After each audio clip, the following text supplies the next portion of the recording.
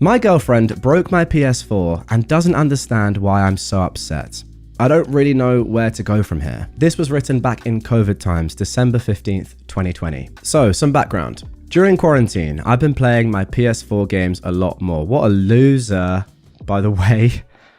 Imagine playing games in quarantine. I definitely didn't play for about 8 hours every single day. Anyway, I was able to finish up some stories and complete some big games in my free time the last few months. It was a great escape for me. My girlfriend, Liz, never got it fully, but understood I liked playing it and it made me happy. I told her that I was really looking forward to the PS5 and was hoping to get one soon. I missed out on the pre-order and initial shipping wave, so I got a bit sad for a while, but knew I would eventually get one when the craze settled down, whether it was next year or the year after. Her friend, Kat, also knew of this because her boyfriend was looking forward to the new Xbox. This is what happened today. This is when stuff got bad. I was playing FF7 Remake, finishing up some last achievements, when Liz came into the room with Kat. I said, "Hey babe, how was your day?" And without warning, she pulled the PS4 out of the wall and smashed it on the ground. She then took a hammer and smashed whatever pieces were left. This happened within 20 to 30 seconds. I just looked at her, shocked. I asked, "What happened? Why did you do that? Did I do something to make you mad?" This was when I noticed Kat was recording everything with her phone. Liz walks away and then comes back and shows me a PS5 box. I still don't react, and she says, "Merry early Christmas." I just walk out of the room and go to the bedroom and lock the door. This was December 15th, okay. Liz comes knocking an hour later and asks, "What's wrong? I thought you wanted the PS5. I told her I couldn't even think about that because she literally just destroyed a part of my life that I've created over the last 5 years. I explained to her that she just ruined hundreds of hours of gameplay and saves that I'd built up. Liz just said, "Well, can't you just do it again?" Sounds like my parents when they used to tell me, "Can't you just pause the game?" "No, Mum. I'm in the final circle. And I've got 2 rats, so I need to kill." This is when I walked out and left the apartment. I came back a couple of hours later with Kat and Liz now both showing off the PS5 to me. Kat says, "Look, Liz worked really hard to get you this. We just wanted to make you happy." I asked Kat why she was recording. She says that some person on TikTok or Instagram did the same thing to their boyfriend and they were happy. Apparently that's where they got the idea from. A girlfriend came in and broke the PS4, then gave them a PS5 and everyone cheered or something. I still can't believe it. They wanted to make a video in that spirit with me as the guy. I told Kat a lot of my life was in that PS4 and now it's all gone. Side note, yes, I know I should have backed up on the cloud. I did for some of my games, but a lot of them I just kept on the PS4. I had hundreds of hours from The Witcher 3, Kingdom Hearts games, FF7 Remake, Final Fantasy 15, God of War, The Last of Us, Resident Evil, Devil May Cry games. Many of these titles were fully completed or close to that point. Most of them are now lost. Now Kat is calling me ungrateful, and her boyfriend liked the Xbox she gave him. I asked her if she destroyed his old Xbox. She said no, and that she just gave it to him gift wrap last week. I asked why I wasn't given the same treatment, and it was because they saw the video yesterday and got the idea to recreate it. I told Liz I do appreciate the gift, but that she needs to know she broke a part of me that has been built over the years. It sounds stupid, but I was really proud of my collection. Liz then says, "Well, why can't you just do it on the new PlayStation?" I told her I could, but it would take a lot of time and effort that I may not want to put in again. She just brushed it off and said, "Well, you can play your new games anyway. They're probably better." At this point, I left and went to a friend's house where I'm writing this now late at night. I really don't care about the PS5, and I'm mad that a freaking viral video made this all happen. What the F is wrong with people where they think destroying someone's personal property is funny? They tried showing me the video, but I'm not watching that trash. Liz and I have had a great relationship to this point. We've been together for 4 years, and this is the only major issue that has come up. Some might think it's just a video game or that I can get past this, but I don't know if I can. It wasn't just that she did it, it was the fact that after it, she didn't seem to know why or care to know why I'm so upset. I've never had this feeling before, and I really don't know how to proceed here. This is a tough one, because I'm sure there are people listening and watching right now that, along with Liz, are probably like, well, it doesn't really make any sense. Yeah, your old PlayStation's been destroyed, but you've got a new one. Like, you know, if you had an old car and someone bought you a new one, You wouldn't care if they destroyed your old car. Probably not the best example, but something along those lines. But it's different with this, isn't it? Like, this guy has clearly put so many hours into these games. And the difference is, when you go from an old console to a new console, that old console still has value, like personal value to you.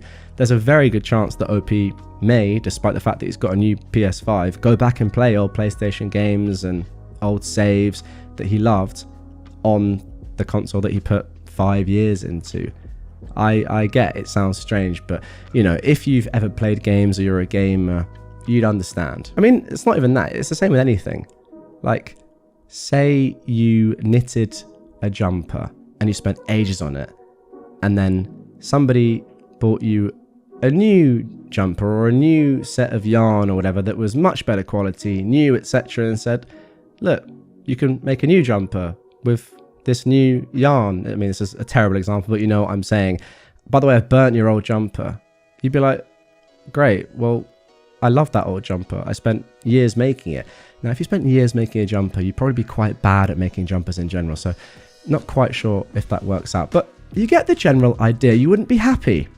And you'd have one jumper fewer, so depending on the time of the year, you might be a bit cold. Say if it was in winter. Something to think about. Anyway, let's get into the update. This came after Christmas Day, December 29th. Well, it's been a hellish couple of weeks. First of all, I appreciate all the support. I didn't get to respond to many people because my life has been a whirlwind the last couple of weeks. I took a lot of time thinking and talking with friends and family about what's happened and where to go from here. I tried saving the hard drive from the PS4 through my buddy who was more tech savvy than I. We had no luck in that regard. All that stuff is lost forever. The PS5 has been at our place since the incident, but I have no interest in that right now. I didn't go back to the apartment for a week. I finally told Liz we needed to sit down and have a discussion about everything. It was a long conversation with a lot of tears on both ends. I won't go into exact details, but I explained to her how her actions affected me. The comparison some told me to tell her about me smashing her phone or laptop in the same manner really hit her. That is a much better comparison that I should have thought of. In that moment, she understood, I think. I once again asked why she recorded it. Yeah, that's the thing, like, if you're going to record that to then put on TikTok, you're not really thinking about your boyfriend, are you? She said she wanted to capture the moment of my happiness. It wasn't about Instagram or TikTok clout or whatever. Okay. She thought I'd be ecstatic and wanted to have that moment captured forever. I told her I understood that. Okay, fair enough. Finally, I told her the truth. I told her I couldn't trust her anymore after this. She destroyed something dear to me. I broke up with her. Maybe it's irrational. Maybe I'm overreacting. I think after the conversation with my parents and friends and her, I realized that I can't love someone who doesn't empathize with me enough to know that breaking that PS4 was a bad move. The incident should have never happened if she knew how much I cared for this, especially during a year as rough as this. I told her that I'm moving out of the apartment to live with my parents for a bit. I said that I'm breaking the lease in March, so she has until then to find a new place. She was upset, but I stood my ground. So I spent Christmas with my parents, and while a little sad, I think it's for the best. She's tried to reach out, but I told her unless it was about stuff about the apartment, then I don't want to talk to her right now. As for me, I think I'm done with gaming. I'll find something else to keep my interest. I didn't take the PS5. It'll be really hard for me to find my joy in it after all of this. I thought I'd marry Liz. We were college sweethearts and we were happy. Now everything is broken, just like my PS4. Hard not to laugh at that, sorry. And so I'd rather not be reminded of that anymore. For now, I'm just going to be alone for a while and figure things out. I believe that everything will work out in the end as long as I keep myself honest and hardworking. Happy holidays. Oh my goodness, I'm just looking in the comments and somebody's actually, sorry, I've got to go give myself, sorry, I can't even speak. I've got to give myself some credit here. Look at this. I'm an avid knitter.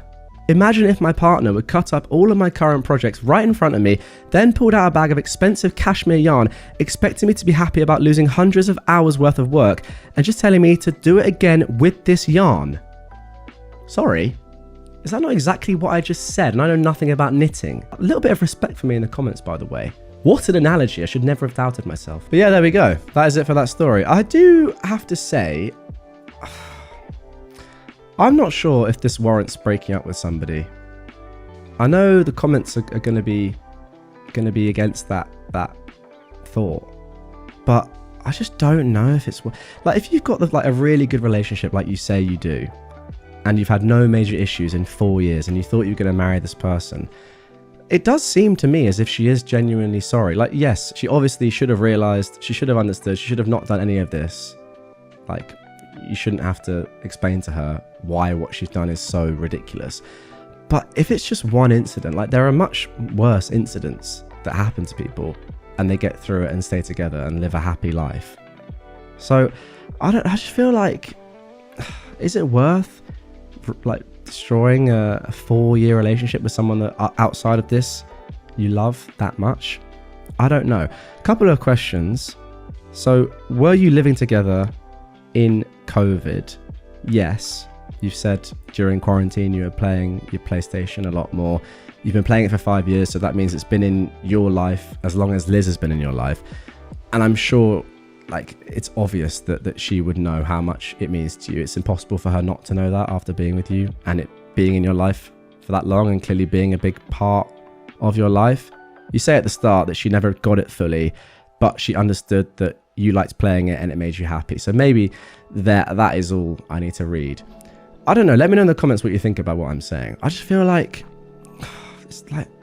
it's so hard to find somebody that you really love and want to spend like loads of time with, ideally your life with. Is it worth sacrificing this person just because they did this one thing? It's hard to know because, you know, we don't know the nuance and we don't really know how sorry she is. But it sounds to me as if she's pretty sorry. I wouldn't do it again. She understands. She just probably got led by a cat a little bit. I mean, look, I'm not passing the blame at all. She did what she did. It's on her. But 4-year relationship for this, I don't think it's worth it. I really don't. I mean, she has said some really stupid stuff like, can't you just do it all again? Like, I've got a new one for you, it's fine. Clearly she just doesn't understand though. I don't know. Maybe I'm wrong on this. Surely it's worth trying to build that trust up again and seeing if you could do that before just breaking up in a matter of days. I, a 24-year-old woman, found hundreds of pictures of my brother, who is a 20-year-old man, of course, on my boyfriend's laptop. My boyfriend is 24. Can anyone please explain to me what is going on? I mean, you talk about titles. It's just brilliant. Now, this was originally posted on August the 30th, 2018. And of course, there is an update to come, as always with these stories. So let's get into it. I've been with my boyfriend for a year. Our relationship was great, and we honestly never had any serious problems. We both have full-time jobs and live together. He's good friends with my youngest brother as well, mainly because of their shared interest in fitness, workouts, etc. They hang out a good amount and go to the gym together. In hindsight, the fact that they're good friends makes this all the more creepy. Yesterday I was home alone and my boyfriend was at work. I needed to print something out, but my laptop wasn't working at all. And my boyfriend has several laptops, and there's one in particular he never uses. At least, I've never seen him use it. I thought it was some dusty old thing. I grabbed it, and it was not shut down properly. It took me straight to the photo albums, and there were hundreds of pictures of my brother saved. Oh no. Most were pulled from his social media accounts, but there were also pics of him from his rugby team's website.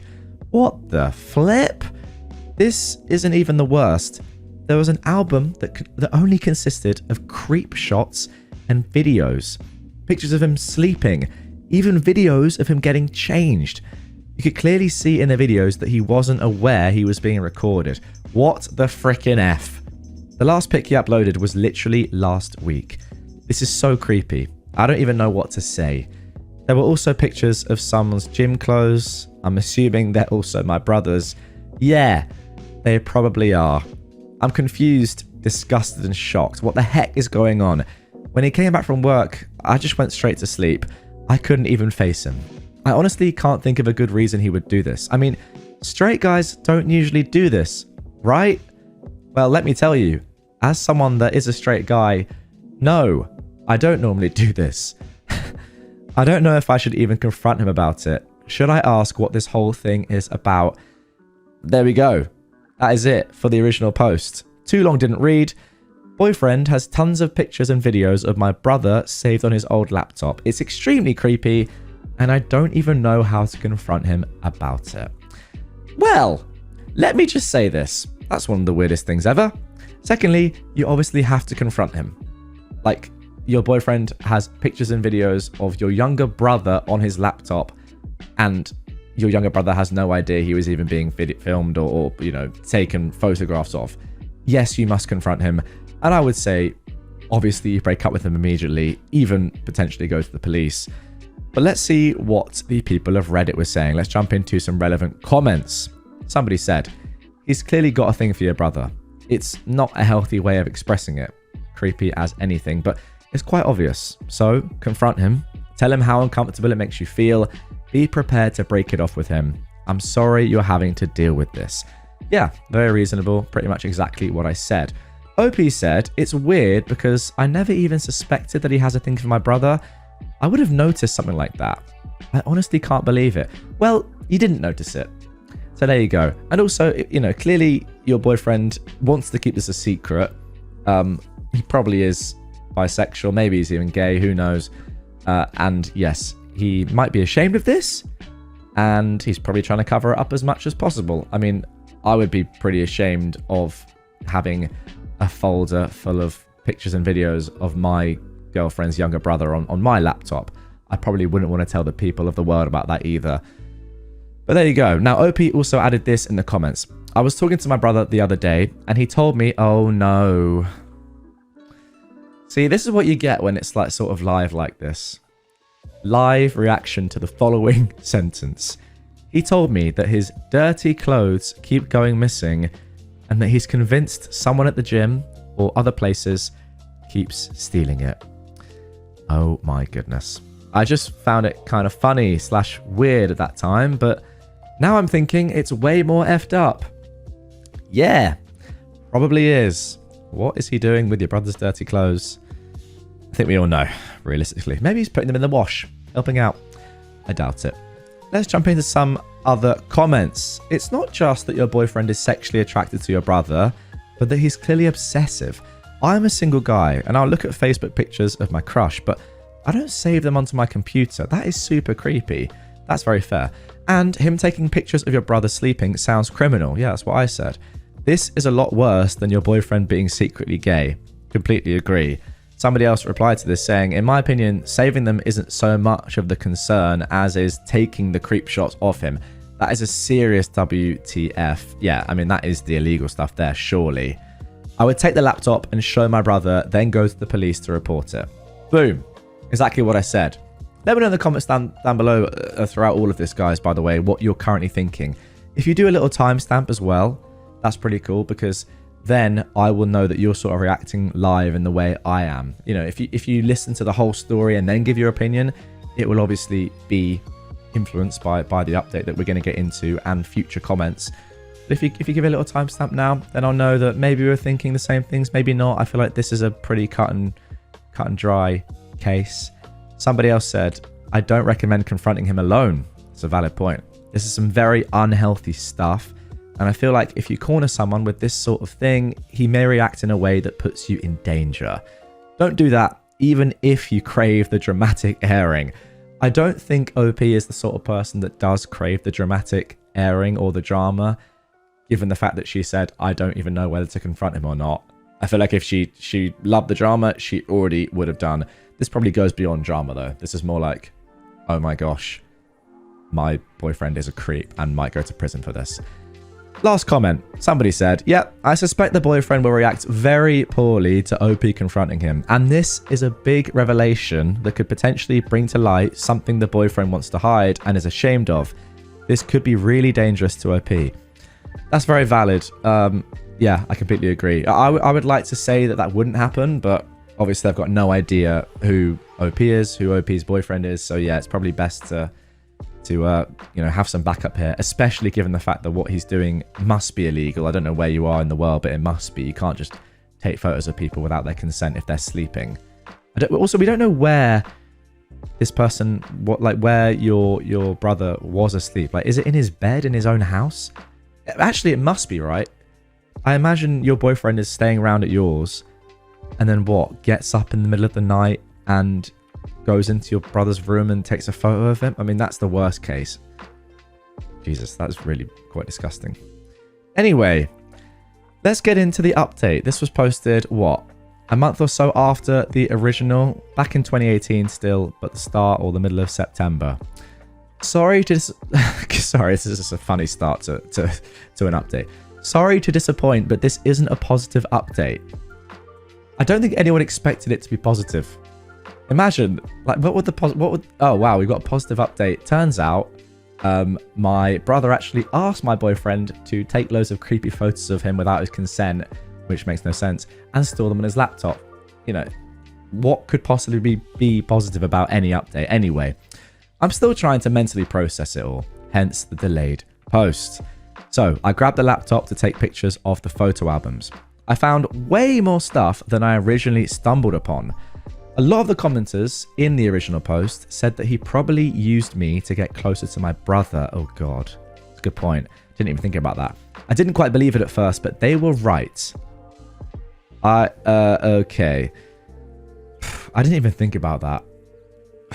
That's so disgusting. While I was taking pictures of the photo albums, I found more folders. He began saving these pictures 4 to 5 months before we started dating, and my brother didn't even know him at that time. Oh my god, so he fully did use you to get close to your brother. That realization sent chills down my spine. That's sending chills down my spine now. I also went on the internet. The bookmarks, the browsing history, it was all horrific. I'm not going to elaborate because it's honestly sickening. It's clear that he has an obsession with my brother, extremely violent and disturbing fantasies about him. I'm not talking about BDSM or bondage, although some of that was there too. This was absolutely messed up, scary stuff. I cannot believe that I was so clueless about everything. Sorry, so it's worse or more violent and more disturbing than BDSM and bondage. Okay, so, I mean, I'm not even going to begin to imagine what that might be, but yeah, you can probably work that out for yourselves, I suppose. Jeez. I went over to my brother's place and I explained everything, showing him proof on the actual laptop. He was shocked and creeped out, of course, but didn't believe that my ex was behind this for different reasons. But he's not gay. He wouldn't do something like this, etc. Notice how, thankfully, he is now an ex. I wanted to go to the police, but he completely refused. I explained that this isn't just a crush from a seemingly straight friend. This is an unhealthy, psychotic obsession. He completely denied that he was in danger and actually seemed embarrassed more than anything. I told him that my ex actually started creeping on him months before our relationship began and took all of these creep shots. Besides, the browsing history and bookmarks were specific to him. It would make anyone freak out. When I showed him the pictures of his clothes, he was very confused. He asked me why would my ex steal his dirty clothes? But even then, he still didn't want to go to the police. To be honest, your brother's probably in a bit of a state of shock right now. Can't quite believe this is happening and is probably trying to sort of like calm the situation down and make it seem to himself as if it's not as crazy as it is to you know, sort of settle himself, because I feel like if you accepted the fact that this is the facts and this is what's going on, you'd go to a weird place. You'd be in shock, wouldn't you? I mean, think of the reaction to that. So he's probably just trying to calm himself down and be like, no, I don't believe it. It can't be that bad. It's probably a little bit of disbelief in there. Anyway, my plan was actually to confront my ex in public, but my brother just straight away texted him to come over. Side note, he arrived super fast. I wonder what he was expecting. When my ex came, I showed him the laptop and I asked him to explain. The entire situation was so bizarre. While I was talking, he seemed incredibly angry. I've never seen such a look on his face before. But then he calmed down and casually confessed to everything. He said that it was just a habit he got into and that he's truly sorry. At that point, my brother said that this is probably a prank and that it wasn't funny, etc. Sorry, I just got to go back to the word habit there. I have a habit of, going on my phone when I go to the toilet, going on TikTok. That's a habit, right? It's, pretty harmless. I don't know what it's doing to my brain, but pretty harmless, and yeah, it's a bit of a habit. Not sure about the habit of taking unsolicited photos of your girlfriend's younger brother and thinking about the fantasies of what you want to do to him that are more dark than BDSM. Not sure that's a habit. There we go. Maybe it's just a difference in definition there between me and OP's ex. Who knows? I mean, fair enough if it is. Just not quite sure about that one. Anyway, OP says, I started crying a little and my ex rolled his eyes and told me to stop crying. He was so nonchalant and cold, I didn't even recognize him anymore. Then he said that he would immediately stop doing this if we kept this to ourselves. I think my brother finally believed him then because he was absolutely dumbstruck. Okay, so maybe your brother then actually did think it was a joke or something all along. Again, he probably just couldn't begin to even fathom that this was legit. Imagine if this happened to you. It's actually crazy. You think you know someone and then they've been doing this. I have a little theory myself that actually, and you know what I'm going to do just for this? I'm going to go back to full face cam because I do actually think this is true. Everyone in the world is, I think, quite a bit darker / weird than they portray. I'm not talking sexually necessarily, I just mean in general. I think a lot of people have a darker side to them, not in a malicious way, not like this, but a more kind of, I don't want to say perverted, but they're into certain things that you wouldn't talk about publicly, even with your close mates and stuff. And again, I'm not saying it's to this extent. And even me saying this now is why I think a few of you will like the fact that this is sort of as live, unedited, because I can't go back on what I'm saying right here. I think that, a lot of people are maybe 1% of OP's ex here. They've got a few dark secrets that they don't really want people to tell. And I don't think there's necessarily anything wrong with that. It's just, how people are. And their deepest, darkest secrets probably at some points aren't you don't want to share those things publicly. However, when it comes to this, I think this is another level. And once again, I am not saying that this is common at all. I just think if you're honest with yourself, deep down when you're alone at night, you do think of some weird things. Let's be honest. Just saying, I'm talking about you in particular. I don't do that. Just saying, but not like this. But there we go. My ex said that he'd take down the cameras too. Wait, what? That's how he got the photos. Oh my gosh. Oh my gosh. I'm tempted to just give this the moment that it needs. Sorry. Wow. That is genuinely crazy. He'd put up cameras. Guys. Sensational scenes. Wow. Let's carry the music back on. All I can say to that is genuinely, wow. Goodness me. Take down the cameras and we shouldn't make a big deal out of it. I asked him where the cameras are and he proceeded to show us. He probably thought he was a good guy for cooperating with us and that it would make the situation less creepy. But it turns out there was a camera in the shower as well. I need a zoom in on my face.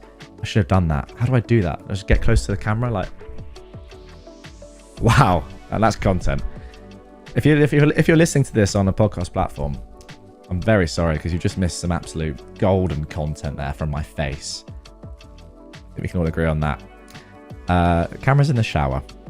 Pretty normal. It was nauseating. The conversation that followed was extremely uncomfortable and my ex said some very provocative and inappropriate things. They ended up having a huge argument about the stolen clothes amongst other topics, and the rest was pretty awful. I eventually went to stay at a friend's place. I'd already packed my stuff anyway. Later that night, my ex texts me that I'm a bad person for invading his privacy. Talk about irony. And that I'm selfish, narcissistic, a bad human being, etc. He said that he's willing to forgive me though. Yes, he really said that. I blocked his number on everywhere. A day later, he came to me at work and I told him to stay away from me. He did that every day for 1 week at different locations until I seriously threatened him. He said that he never cared about me anyway and wished me luck for my future relationships. Holy cow. So he literally never cared. I mean, he just was going after your brother. A couple of days ago, my brother texted me. We haven't spoken at all since that day and apologized. But he still refuses to address the elephant in the room. He's just pretending it never happened. I told him that my ex is clearly not stable. Why would you not notify the police? I honestly don't know what to do. Is there a way that I can report this just in case? I mean, yes. You don't have to be the victim of a crime to report a crime. You can, of course, report it. I think it probably would need your brother to want to get involved, though, for this to actually go anywhere. But, you know, if I see a murder... Well, it doesn't make any sense, sorry. If I see a... Because obviously, if you're a murder victim, it's quite hard to report your crime. If I see a robbery, I can still report it to the police, surely. I mean, I don't have to be the victim. Anyway. Oh, by the way, it was his 21st birthday yesterday, and I called him in the morning. He told me that he got a present from an unknown sender. I said the sender is probably not unknown. Like, this is 100% my psycho ex. I just know it. What's the present? We don't know what the present is. Oh, that's a shame, but also probably a good thing. As I said, this isn't a positive update. A lot of people seem to be concerned, and that's the only reason I posted this. I just hope things don't get worse. Oh my goodness me. Let's get into the comments. Girl, take that whole laptop to the police. I'm not kidding, this is very serious. If your brother ends up dead, you will never forgive yourself. I agree. I feel like we've seen from OP's ex's reaction that this guy has no remorse. He doesn't really even care that he's caught. And now he might go completely psychotic. So yes, this needs to be higher up, somebody replies. OP, this guy is showing serious signs of a true psychopath and future serial killer behavior. Yeah, I agree. You are not safe and neither is your brother. Take that laptop and go to the freaking police now. Don't wait. Don't worry about anything else. And check your brother's house for more cameras instantly, if the police don't. This is something you don't just stop doing. It's still happening now. You didn't notice before. You probably wouldn't have noticed it for months if you didn't look on the laptop. That's a very good point. I mean, there's probably more cameras, right? He doesn't have to take all the cameras down. You don't know what he's still got on other devices. You know, there's a decent chance he might have a camera that is like live streaming your bedroom or something like that, or your brother's bedroom that he just hasn't told you about, or like some listening device or something. This guy is clearly crazy. The way he talks to you and views the world is truly disturbing, and the way he told you to stop crying, yeah, that is psychopath behavior. How he went calm, same thing. There's a real freaking chance he will try to be near to your brother in some other way, and he'll do something much worse to him than just pictures. Go to the police, stay safe. Somebody else said this. This looks interesting. Your brother is an idiot. I hope he wishes up before your ex stashes him in an oubliette. See, normally I would look up this word, but I can't right now because I'm doing this live. Oubliette. I'm not sure what that is. Maybe some form of but like washing basket maybe, and starts lowering lotion down to him in a basket. Oh right, I see. Some sort of jail. Who knows? You let me know in the comment down below. That's weird.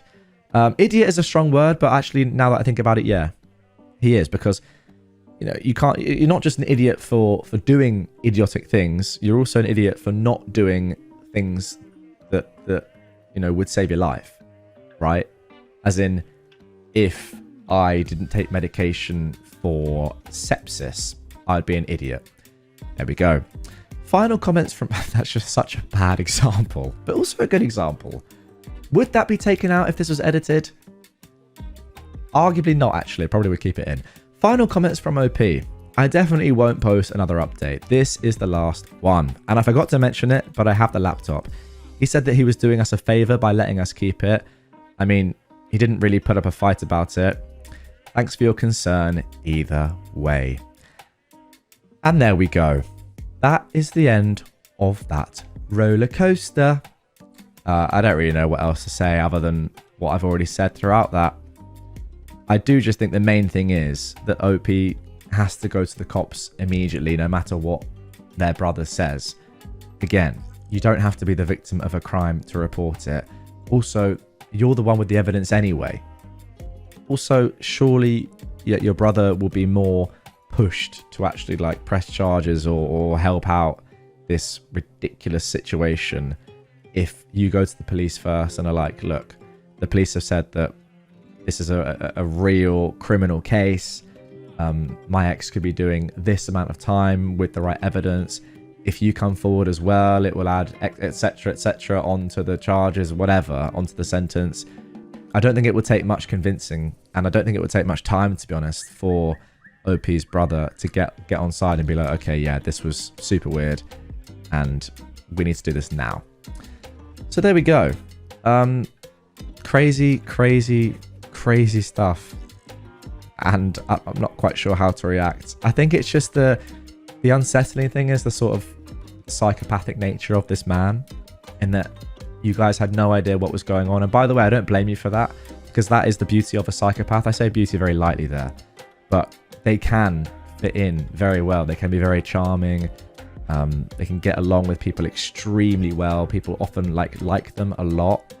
But underneath all of this, you have this obviously psychopathic underbelly, which is their true character, and only shows in certain situations, I suppose.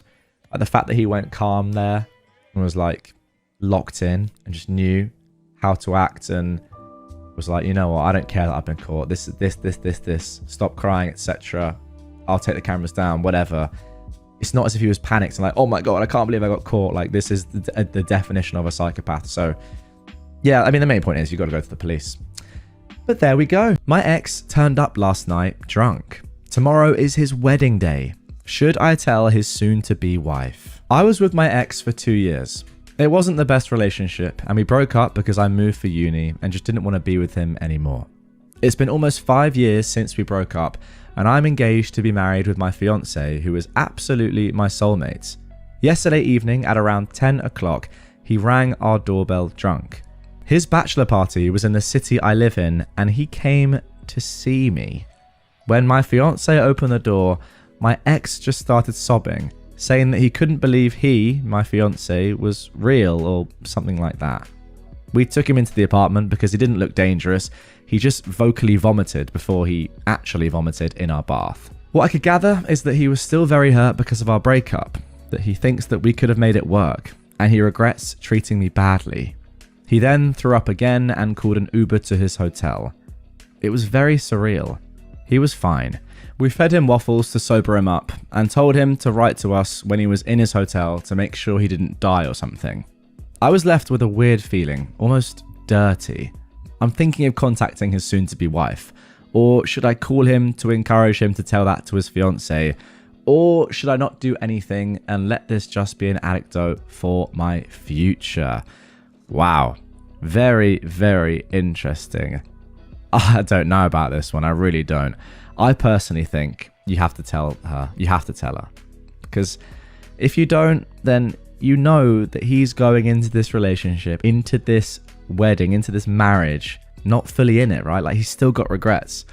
Do you want to be married to somebody that has regrets over their past and that is still, like, as soon as they have a bit of alcohol, thinking about their ex? No. So I think you owe it to her to tell her. I know it's not your place, but also, like, put yourself in her shoes. Anyway, let's see what the people of Reddit had to say about this. Somebody said, wow, interesting. They said exactly the same thing I've just said. Put yourself in his wife's shoes. Would you want to sign your life away to this person? OP replied, I guess I'd want to know, but I would also prefer my partner to tell me that. Yeah, I agree. It isn't your place to tell her, and I agree exactly with your logic there. Tell him to tell her. But I would also say, like, look, if you don't tell her, then I'm going to, because she has to know. Somebody else said, well, would he tell her though? Like, why would he tell her? By telling her yourself, you risk not being believed or coming across as petty, but at least you know somebody tried to warn her. Now, OP left a little edit and a couple of updates below this. First of all, she said, thanks for all the feedback. It seems like Reddit is as split on this as I am. Just because this kept coming up, my main goal with telling her is not for them to break up. I don't want that. That's not why I would want to tell her. The reason for me telling her is solely that I would want to know if I was her, nothing else. It's also not me bragging about him not being over me. That's not something I care about, and I wonder how some of you twisted it into that. Also, a tiny update. I decided that contacting the bride was the wrong move because we are not friends. However, I sent his sister, an old friend of mine, a message basically saying to talk to her brother because he appeared at my door drunk and distressed, and to make sure he was okay. She thanked me for the message and apologized profusely because my ex had been apparently acting a fool for a few weeks now leading up to his wedding. She asked me if I was okay and if her brother had gone back to the hotel room because they couldn't find him. I told her he'd Ubered home and had written to us that he had arrived in his room at around 11:30 p.m. She thanked me again, and I haven't heard from her since. Oh, and another update.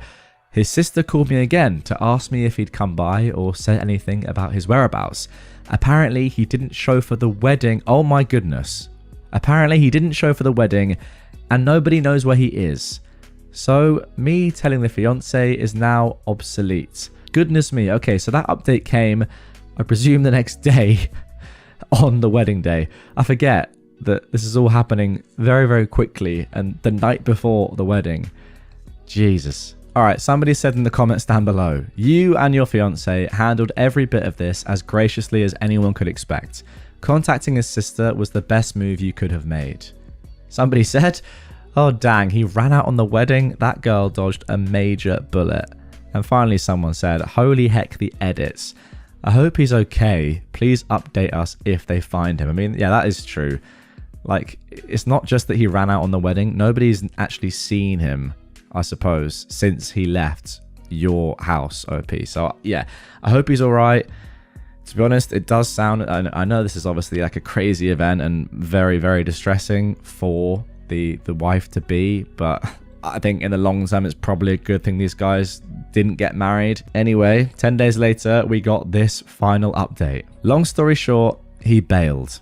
He decided he did not want to commit to his fiancée, bailed, and days later called to break off the engagement. A few more details. After his sister and I talked, my ex's fiancée reached out and was kind of mad. The best man had told her he went to see me. At first, she was convinced we had sex, so that took a bit of talking. I felt sorry. She was very distraught. She apologized, I apologized, and I told her I wished her the best. Saturday, I received a call from the sister. Apparently, the ex reappeared. He went all the way to France. I'm not actually sure where this is happening. I think it might be in England because of the word uni earlier, but I'm not entirely sure. Anyway, France, overseas, and this definitely doesn't take place in France, does it? His sister called me to apologize because my ex had stolen one of my lipsticks. I honestly hadn't noticed, but my ex admitted it to her. She PayPal'd me the money to buy myself a new one. I said I wasn't mad, and I asked her how she was and how his ex-fiancé was. On their end, everything is a mess. Yeah, I'm not surprised. Everyone is mad at him. I don't know many more details, and I kind of wasn't willing to ask. But yeah, that's it. Okay, and there we go. One final comment. He stole a lipstick? A lipstick? What? Who does that? It's so bizarre, it's funny. Stealing a lipstick of all things, and then his sister PayPaling you for it? Thank you for the laugh. OP replied saying, our guess is that he just grabbed the first thing he knew was mine that was small enough to fit in his pocket. And there we go. Okay, not quite sure how to react to that one. Slightly strange story all in. This guy, I think, just was battered and clearly had realized over the previous weeks that he did not want to do this, and he was probably too much of a coward to admit it to his fiancée and had to do this instead and just, yeah, get out of there, which is a terrible, terrible thing to do. I mean, if you're going to do something like this that close to a wedding, at least have the decency to actually explain to people that you're not feeling it. If you're not feeling it, yeah, it's pretty poor to do it that late, and I assume that everyone involved is going to lose quite a lot of money on the wedding, but it's at least better than just running away and then just, you know, on the day, the bride-to-be just being like, well, where's my fiance? Where's my husband? And just, you know, obviously being devastated. But yeah, there you go. As for stealing the the lipstick, I don't know. This guy he's just gone crazy. He's just panicked, hasn't he? That's the thing. He's just panicked, and yeah, he needs some help, but he's also a complete jerk. Just from looking through the comments and OP's account, I think the OP lives in Germany, or at least is German, so safe to assume that this wedding was taking place in Germany, and that, yeah, her ex just fled across the border into France. It's not really that funny, but it kind of is. Like, I can just imagine this guy just being like so stressed and panicked and being like, you know what, I can't even just not go to my wedding. I've got to leave the country. What an idiot. What an absolute idiot. And just, why is he stolen lipstick? Again, like, as I said earlier, I feel like this is a good man to dodge from I hope now his ex. But doing it in this way, absolutely shocking. My husband got fired for harassing a co-worker and won't talk to me about it. I am a 36-year-old woman, and my husband, Charlie, who is a 41-year-old man, and I have been together for 10 years, married for 6. We've had our ups and downs, but we're currently in an up.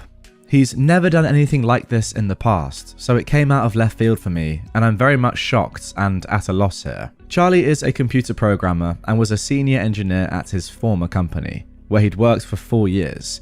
He'd never had any trouble with co-workers, and we're both friendly with a few of them, mostly other men and their wives. On Friday of last week, he came home at around 11 AM and told me he'd been fired. He was really upset and agitated, and I didn't want to push him about it. But he told me that they'd said he was harassing a co-worker and was therefore fired. So the information I've been able to get out of him is this. The co-worker is Beth, a junior engineer who he's never mentioned to me before. He said she's, quote, terrible at her job. Beth slept with a senior engineer we're both friendly with, Darren. Darren wasn't involved in the harassment, wasn't fired, etc. The company's lawyers were there, and among the things they told him was that Beth could have pressed charges, but chose not to. Something happened with her car, but he won't say what. His exact words were, there was something with her car. And finally, he was escorted off of the premises and is not allowed back in the building to get his belongings, and instead has to arrange with security to pick them up after business hours. As far as anything else goes, he won't give me any details. He isn't interested in seeing a lawyer because he says that everything is legal. He's basically admitted to, quote, sending Beth some emails, but he won't say what they said or anything like that. I don't know if Beth sleeping with Darren had to do with it, but the fact that he gave me that detail makes me think it does. I'm not sure how that relates. Darren is a very nice single man who's in his late 20s and approximately the same age as Beth. My mind is running wild here.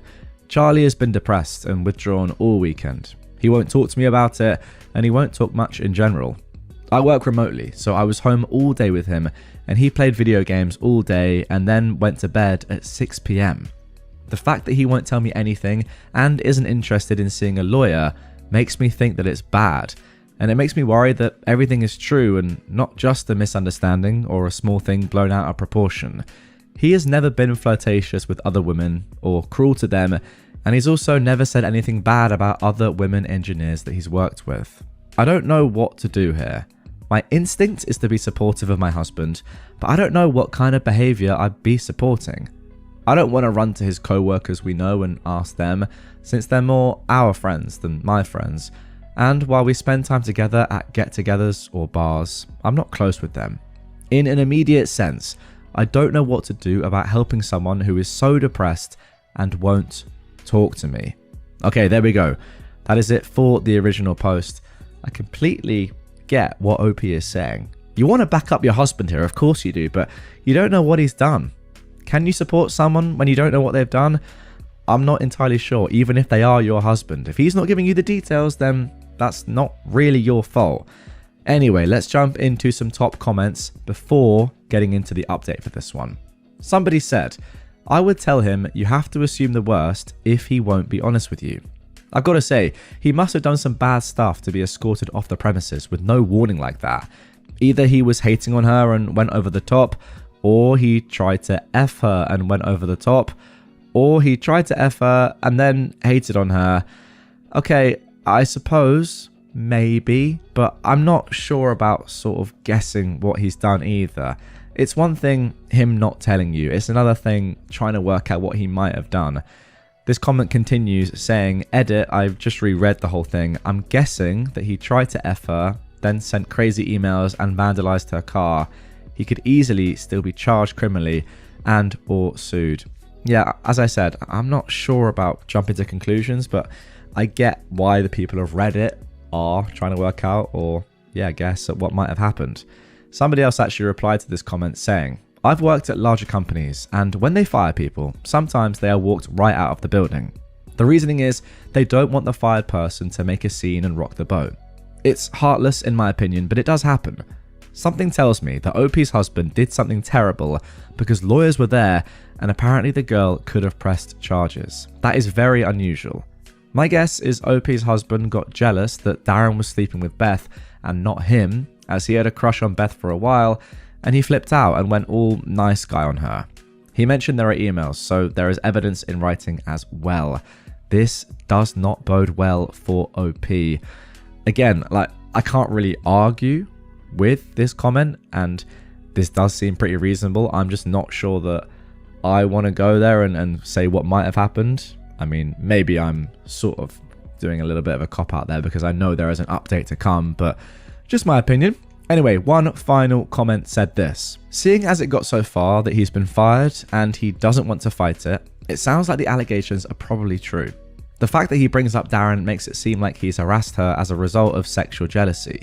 Does he usually shut down conversation on things? Does he usually keep things from you? I'd be very cautious about what he's hiding and what it means for you and your relationship. Even if it's not sexual and it's just plain old harassment, do you want to be with a grown man who harasses young women to the point he gets fired? It's a good point. I mean, he's 41. Beth is, in her late 20s. Yeah, you don't want to be with somebody that does this sort of thing, obviously. I mean, no matter what the age of everyone involved is. But anyway, let's, with that all being said, get straight into the update of this one, which was actually posted the next day. By the way, I'm not disagreeing with any of these comments, and what they're saying is probably accurate. Let's be honest. I just wouldn't jump to that conclusion straight away because, we're just guessing. We don't really know. But let's see what actually did happen in the update. OP says, my thread was locked before I was able to respond to any of the comments, but I was able to read them this morning. I got up at 5:30 to go to the gym before work, and my husband was still awake playing video games. I presented him with the very good idea that somebody suggested of sending me an email with the details, but that it wasn't acceptable to shut me out of this situation since it affects me too. His response was basically, the paperwork is in my car. Go get it if you want to read it. I asked him to go and get it so we could look at it together, and he said, you're going to believe what you want anyway. All of this is unusual for our marriage because I'm a pretty patient person, I think. We went out to the car together and he got in, handed me the papers and left. Well, that is not a good sign. For about 2 hours, I was panicked because I didn't know where he went, if he was okay, if he was thinking of hurting himself. But his mum texted me at 9 saying he was over there, asking me what happened, if everything is okay, etc. His parents live about 15 minutes away, and I guess he told her he's going to be staying there. So, the paperwork. According to the paperwork, he sent Beth multiple harassing emails from anonymous email accounts. The emails are printed out and attached.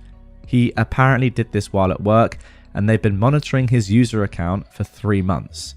The emails aren't sexual or romantic in nature, and they're all anonymous, and about how she sucks at her job, wouldn't be there if she wasn't a woman, how she should quit before she gets fired, and how everyone in the office hates her. He made fake user accounts for his company's product that she works on and submitted bad reviews of her work. He also did this while logged in at work. He sent an anonymous email to her boss saying that she was sleeping with a senior engineer on another project. He put a gun catalogue on the windshield of her car. I don't know what this gesture means, but I obviously understand that it was meant to be threatening. Unfortunately, inside was a subscription card that the company auto-filled with his name and address. She also says she's been harassed for the same length of time, about 3 months, on Twitter. He only logged into one Twitter account that harassed her at work, so they can only say that one was him. all telling her to quit her job. So I don't know what to do now. This is all terrifying to me, and I feel so bad for this woman. I have no idea what this is all about. He works with other female engineers, he's worked with male engineers who don't pull their weight, and he's never done anything like this. I would have bet $1 million that he'd never do anything like this. He's at his parents right now, and I don't know what my next move here could possibly be. This is so scary and out of left field to me. Goodness me, there we go. That is it for the update. Let's jump into some final comments. OP's actually added a little bit more information first of all before I give my final thoughts. So OP said this in the comments down below. I forgot to mention this paperwork is copied from the original and was signed by both him and his company. I don't know if that's a full admission, but it seems damning either way. Somebody said in response to this, time to sit your husband down and give an ultimatum. He needs to give you his side of the story or you two are done. This is clearly a Jekyll and Hyde thing going on. Somebody else said, your husband needs serious therapy. What you describe as absolutely abhorrent behaviour. If he is unwilling to get help about this or do anything to convince you that he understands how wrong what he did is, you should seriously consider getting as far away from this man as you can. What he did is evil. Okay, there we go. That is it for the first story of this episode. And that's kind of the reason why I didn't really want to jump to conclusions, because yes, what we've seen there is disgusting. I'm not taking away from that fact, but there was no like sexual stuff in there, which a lot of people were saying in the comments in the original post. I mean, doesn't really change the fact that you've got to leave your husband, right? Like, what is he doing? Also, why is he doing this? This is the main thing that's just so weird. Like, what's happened here in his mind for him to do this? To be honest, it doesn't really matter, but you can't be with someone like this. If he's doing this to a younger woman, I mean, you're a younger woman than him, so who knows? He could easily at some point in your lives together act like that with you. It's too scary, right? You got to get out of there. The cyber harassment is one thing, but leaving your name and address in a gun catalog that you put on someone's car, I mean, leaving the name and address is stupid, but a gun catalog on someone's car? Now, I'm not entirely sure whether that's like him saying to her, I'm threatening you with, a gun, or perhaps he wanted that to be found by, another member of staff on her car. Depends what sort of state this is in. Like, if that happened in the UK, it feels like he might have been trying to set her up a little bit, but all the comments, and I presume all of you guys are saying that no, actually, like, that's just threatening that, he wants to shoot her or something, which is just crazy. Like, again, I know I've said this so many times on the channel, but it's so weird to me how some people can seem so normal. Like, you've been together with this guy for 10 years, married for 6, OP, yet behind closed doors, or not even behind closed doors, at their place of work, they have so much hatred for this one woman for apparently no reason that they would threaten their life. Like, it's insane. And yeah, ultimately, you got to get out of there. My wife returned from a work retreat with a hickey. She swears it's a bug bite, but I'm not convinced. I'm at a loss. How do I move forward? This was originally posted on February the 21st, 2025. I, a 27-year-old man, am in a fight with my wife, who is 28. We've had fights before, but not this bad. I'm at a loss on how to proceed. For context, we're college sweethearts, married for almost 6 years. We have a daughter who is 4. Our relationship was never perfect or without challenges. We've faced some family opposition with cultural differences, but we've made it work. She's my first love and my best friend. My wife works in corporate. Her job has annual work retreats that last for about a week. This year was in Vegas. I usually arrange my work schedule and tag along with her, and we make our own trip out of it. We couldn't this year. Our daughter gets major anxiety traveling long distances. We're working on it, but she wasn't budging, and we decided to choose our battles. So, I stood behind and I held down the fort at home. The change of plans was a bummer because the trip was part of us reconnecting as both a couple and as a family. My wife's work hours have taken a toll, and her work-life balance leaves much to be desired. We entertain the idea of her skipping the retreat. Attendance is optional, but it's generally frowned upon if you don't, and my wife's making connections in her field. She grew increasingly weird.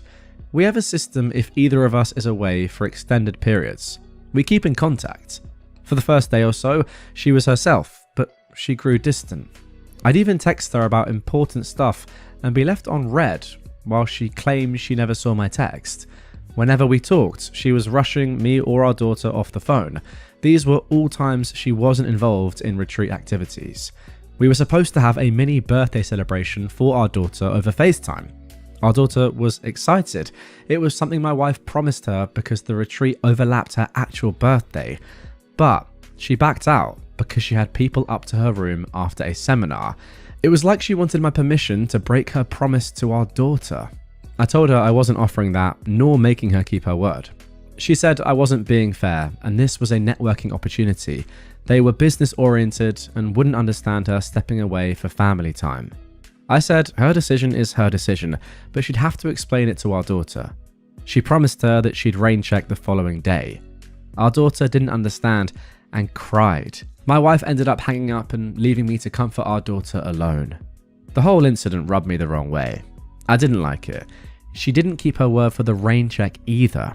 She was documenting the retreat on social media. One co-worker, a 23-year-old man, was almost in every picture or video attached to her hip. In one pic, he had his arm too comfortably around her, IMO. He's a recent hire in my wife's department. She was asked to oversee him. I don't like the guy. He doesn't know boundaries. Once, in response to a work assignment, he texts my wife that she's exactly the kind of woman he needs to keep him in check. My wife brushed it off. She feels bad for him because he's not fitting in. She took him under her wing during his first retreat with the team. If I'd questioned, she'd say she was tired or networking. There was always something. But I've seen her at these retreats. This wasn't like her. She was just off. The day before her return home, she complained about a bruise on her neck. She stressed it was a bug bite. I didn't actually see the bruise until she came home. I instantly thought it was a full-on hickey. She kind of brushed it off after making a big deal of it over the phone. I didn't push because our daughter was present. But when I was able to confront her, she clung to her bug bite claim. When I kept pushing, she asked what I was trying to imply. I outright said I believed she had a hickey, and I didn't believe she was being honest with me. We had it out then. She was offended and angry at the accusation. Infidelity has always been a sore topic. Her family has a history of it. So we had a pretty bad fight, and she accused me of looking to pick a fight due to the incident with our daughter's birthday. I told her that had nothing to do with it, and everything to do with the hickey on her neck. The fight ended in an impasse. We're still not recovered. She swears it's a bug bite, but I'm not convinced.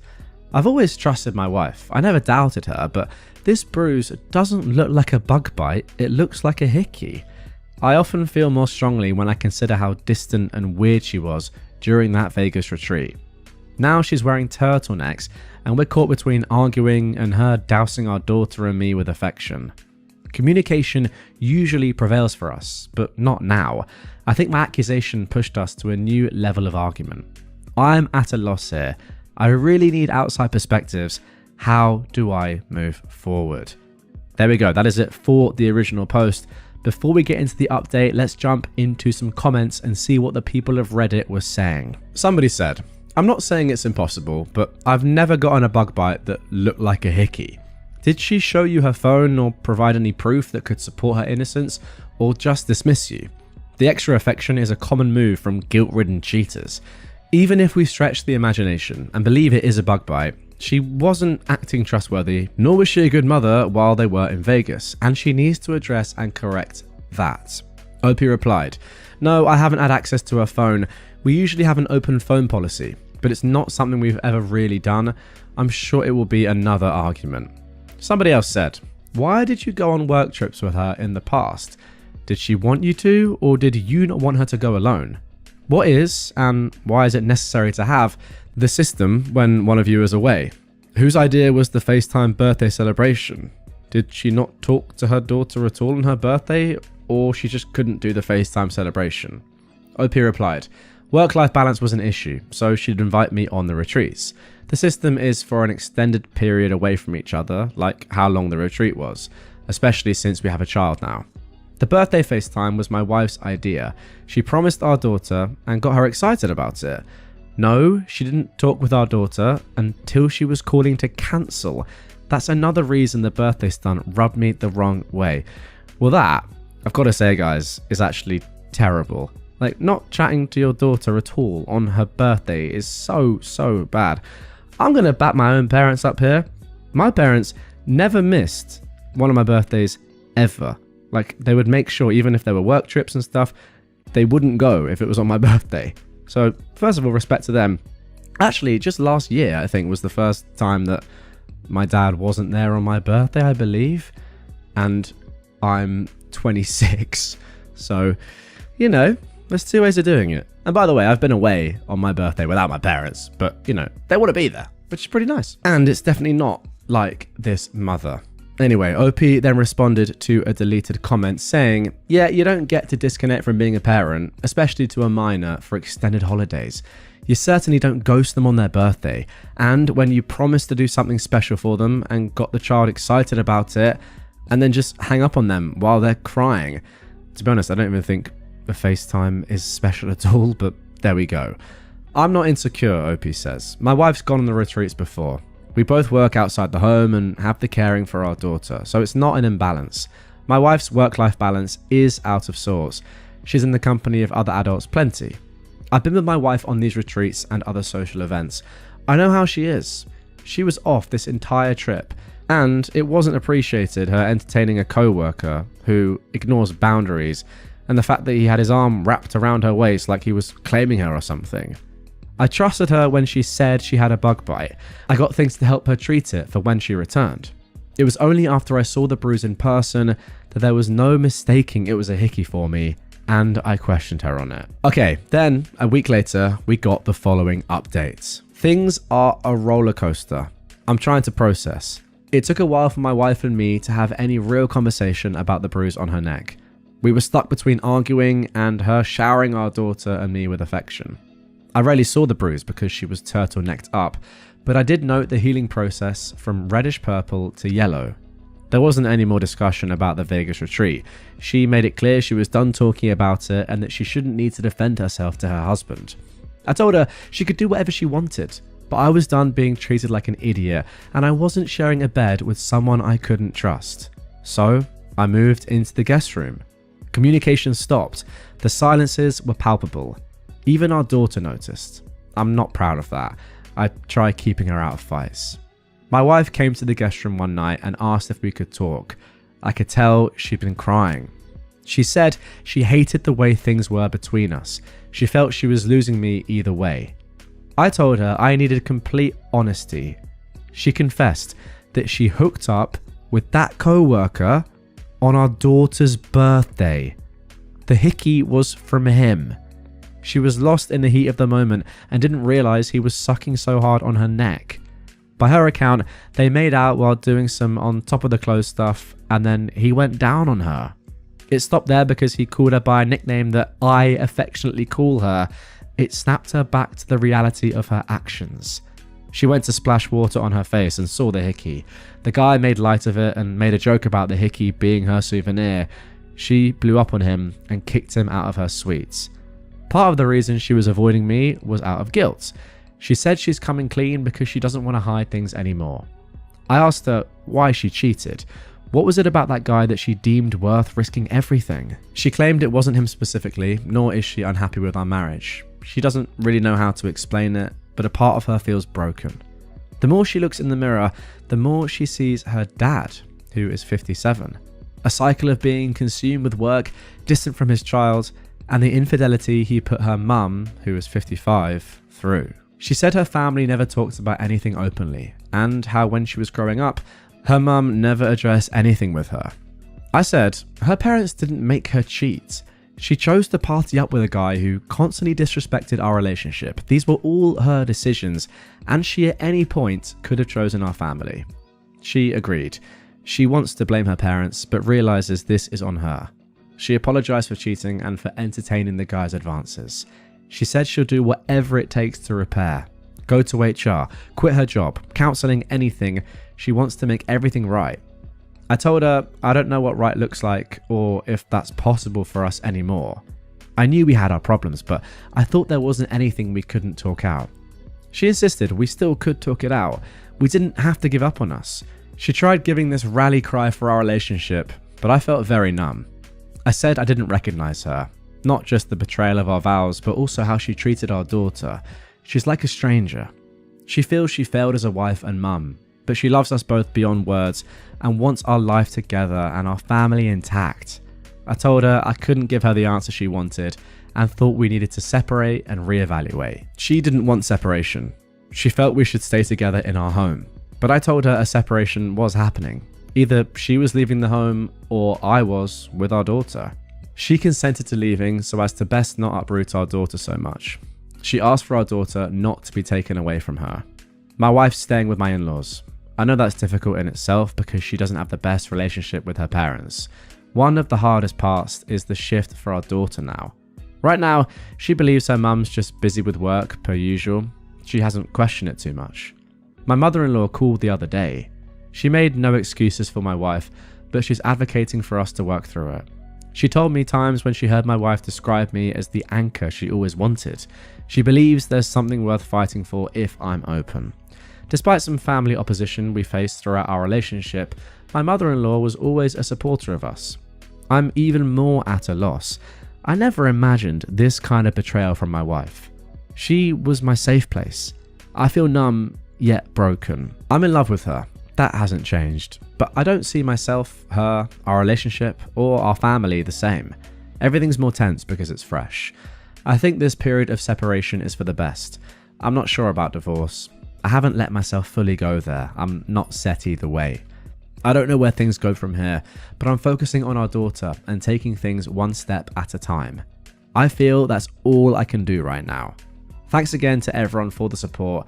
It is much appreciated. Okay, and there we go. Let's jump into some comments before I give my final thoughts. Somebody said it was already established that there had been line crossing with the co-worker prior to the trip, even if it wasn't physical yet. But even if there hadn't been, I've known co-workers' pet names for their significant others before when only interacting with them on a professional level. The fact that the guy both intentionally gave her a Hickey and used the pet name says a whole heck of a lot about him though.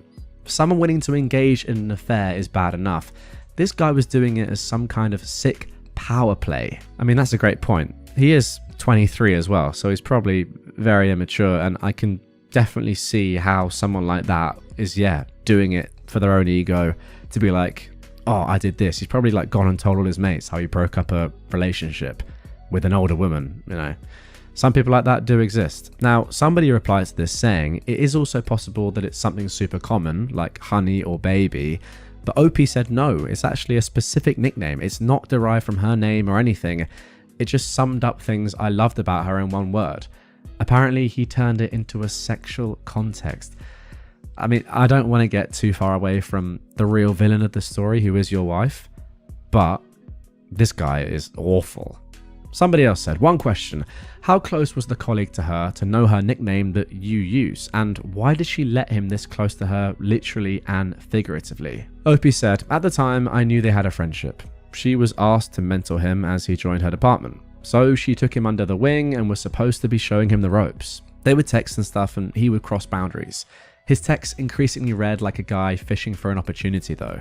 My wife shut the idea down as not even a factor for her, and I chose to trust her because I never had a reason to doubt her before. As far as the nickname, it was something only I called her, but it wasn't like a secret thing. I called her by it in front of others and our daughter.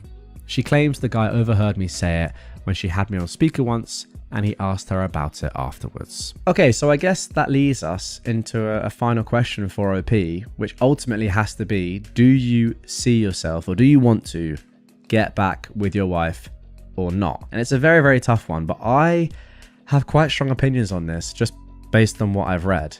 Now, if she had just gone on this retreat and maybe she liked the look of this guy, and on one night she made a huge error, did what they did, and then immediately came to you and your daughter, well, maybe not your daughter, but you know what I mean, came to you and said, I can't believe it, I've done this, I'm so sorry, this is the worst thing I've ever done, etc, etc, etc, told you everything, was completely honest about it, came home from the trip, whatever. I think then and only then could there have been any potential for you to forgive her. if you wanted to. I'm not saying you should, by the way. I'm saying that only under those circumstances would, in my opinion, you be able to potentially forgive her. However, the fact of the matter is that she lied to you for who knows how long. A while, right? Like, she said the Hickey was a bug bite. She was just avoiding you the entire trip, not just in that one moment or that one day. The fact that she didn't speak to your daughter on her birthday because she was like just going after this guy. The fact that this has been a thing before, which you've obviously talked about, the guy being close to her or like, trying to get with her clearly, and her not actually, well, I suppose either she didn't understand it or was just a bit naive to what he was doing, or she actually knew what he was doing and was like, oh, don't worry, it's fine. Whereas in reality, she was probably actively encouraging it. All these things and more add up, and therefore I can say with all that context, then I don't see how you can ever get back with her, because it wasn't just the one, moment of madness, cheating. It was all the lying and deceit and everything else on top of that. So for me, I think this relationship is sadly done. I don't know how you could ever trust someone like this again. To be honest, I think it'd be very hard to, even if they did just cheat and then immediately apologize and yeah, the cheating was the only thing. But all this as well, I think it's going to be impossible. But hey, I'm not in love with this woman anyway. So there you go. What do you think? Let me know in the comments down below. That is going to do it for this one, guys. Hope you enjoyed it. If you did and want more right away, check out this episode on screen. Subscribe over there if you're new, and I'll catch you on the next one. My boyfriend expects me to keep up a lie with his family, but it feels wrong. So, my boyfriend and I have been together for 4 years. Guys, they're both 28 years old. OP is a woman. We live across the country from his parents. So, this Christmas is the first time I will actually be meeting them. They are hosting us at their house for 2 weeks. I'm super thrilled to meet his family. It will be his parents and 2 siblings that still live at home. He has met my parents quite a few times because they live in the same area as us. He moved here for school about 10 years ago and loved it. Found a job and stayed. Everything is going amazingly. We moved in together 2 years ago and our relationship is just progressing naturally. We aren't really in a rush to try and move quickly or anything, but I will call it a very serious relationship at this point. So, anyway, yesterday we boarded our 6-hour flights. He seemed a little bit nervous and fidgety, but I know that he doesn't fly very much, so I attributed it to that, and I told him I was there for him if he needed anything, to comfort him, and to let me know if I could do anything to calm his nerves. He said it was fine, and we were having a pretty good flight. Now, partway through the flight, he grabs my hand and tells me he wants to tell me something. He tells me that his parents think that we are a fairly new relationship. They don't know that we live together. They don't know that he is close with my family. He told them that we met at work, when in reality we met at school years ago. We had a lot of the same classes and met in school, but we stayed friends for a long time. He tells me that they think he lives in an entirely different city.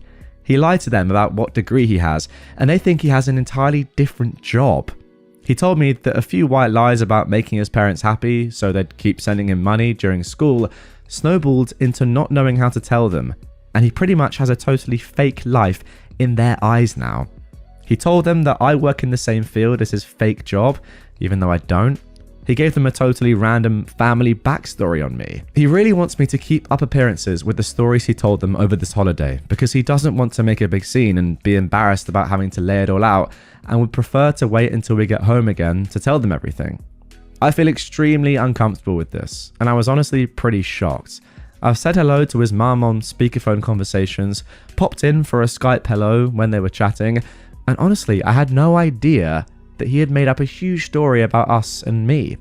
I realise now that I've only actually spoken to her in the last year, which is how long his family thinks we've been together. It makes me feel like I can't trust him. He promised me that this is the only thing he's ever lied about. He said he lied about it because he wanted his parents to be happy with his decisions and wanted them to think he was making the choices they wanted for him. Would it be reasonable to assume that these are the only lies he's told and he hasn't fabricated anything within our own relationship? He never told me they didn't know anything about us. He always just made it seem like they did. I'm not really sure where to go from here or how to tell him that I don't want to do this. His parents paid for our tickets. Would the nice thing to do just be to close my mouth and let him sort this out on his own when we get home and just play along? I don't know what to do. We got here yesterday and everyone is fabulous, but so far I've just kept my mouth shut about everything. The first big family dinner is tonight, which I expect is where most of the conversation about us and what we do is going to come up, and I'm not sure how to handle it. Oh my goodness me. What a web of lies your boyfriend has constructed, OP. Right from the very beginning, this has all been leading to this moment, I feel like, and just getting worse and worse and worse. This is why these white lies that you start off with that you think are harmless, if you don't sort of deal with them pretty soon and sort of swallow your pride and admit to the facts, or just be honest with whoever it is, then you can become absolutely tangled in this web like OP's boyfriend is now.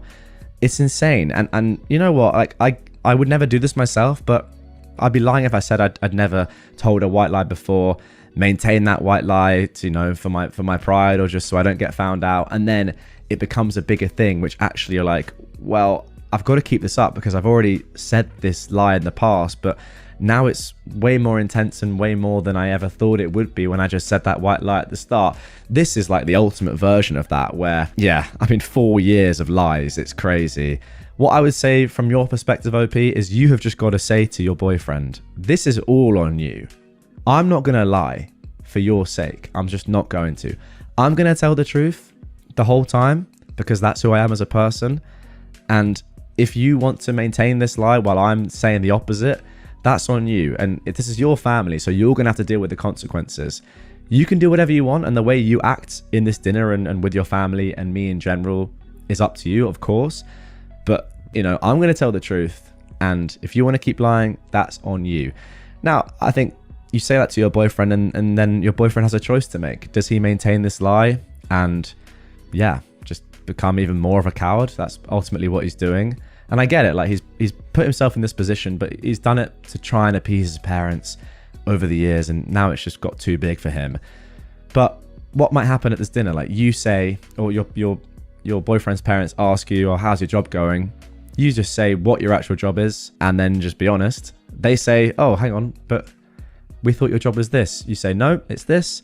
Then you see how your boyfriend reacts. If your boyfriend then says, "Wait, hang on, honey, no it is, that's not your job, blah blah blah," and he still wants to maintain this lie, then that's a question about your relationship with him ultimately, and you think, do I want to be with somebody that's lying about my job to his family? No. If he then at that moment comes clean and says, this is what's been happening over all these years, then there you go. The risk that you take by going along with this lie for now is that I know he said that when you get back, he'll come clean and he'll tell his family over the phone. He might not do that. And in fact, I would say that he's probably not likely to do that. It's been such a long time anyway, right? It's been 4 years. Why now? If anything, like this could go on forever, indefinitely. I think it's up to him what he wants to do, but you have got to tell the truth if that's what you want to do. Those are my thoughts.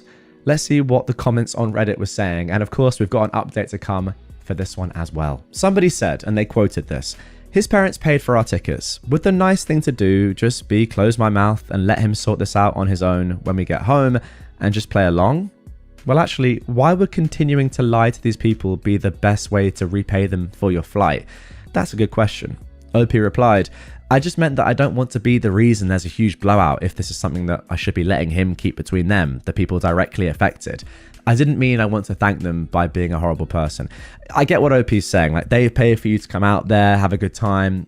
If you are the one that tells them, I suppose, that their son's been lying, then you, I guess, are the reason why the trip's not going to go well, even though you're obviously not. It's actually just their son. Somebody else said, "I don't think you can ever trust your boyfriend again. He's lying because he's afraid to disappoint his parents, and there's no reason he wouldn't do the same to you. If he gets fired from his job, he might just pretend he's still going to work every day and never tell you. If he cheats on you, he'll never admit it. If he goes into debt, he'll keep it secret and pretend everything is fine while it continues to get worse. He didn't tell you about the situation with his parents until the last minute when he had no other option except the option to come clean, which he didn't take. That is the level of truthfulness and integrity you can expect from him. He'll lie to you when it makes him look better or to cover for one of his previous lies, and he'll tell you the truth when he's all out of other options." That is a great comment, and I'd actually forgotten what OP said. Is this an indication of what else he might do, what else he might lie about? And I think I have to agree with this comment. Yes, If he's willing to lie to his parents, he's definitely willing to lie to you, and that is very, very worrying. OP replied, it's really hard to swallow that. I do see what you're saying though. The same person then said, I'd be more understanding if his parents had impossible standards that he could never live up to, and he had to lie to them to just maintain his peace and sanity. But that's not the impression I'm getting.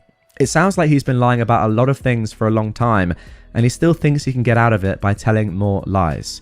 I would tell him to come clean with his parents before dinner, because you won't cover for him. If he does it and actually faces the consequences of his lies for once, maybe he can learn something from this and change his ways. Great comment once again from this user.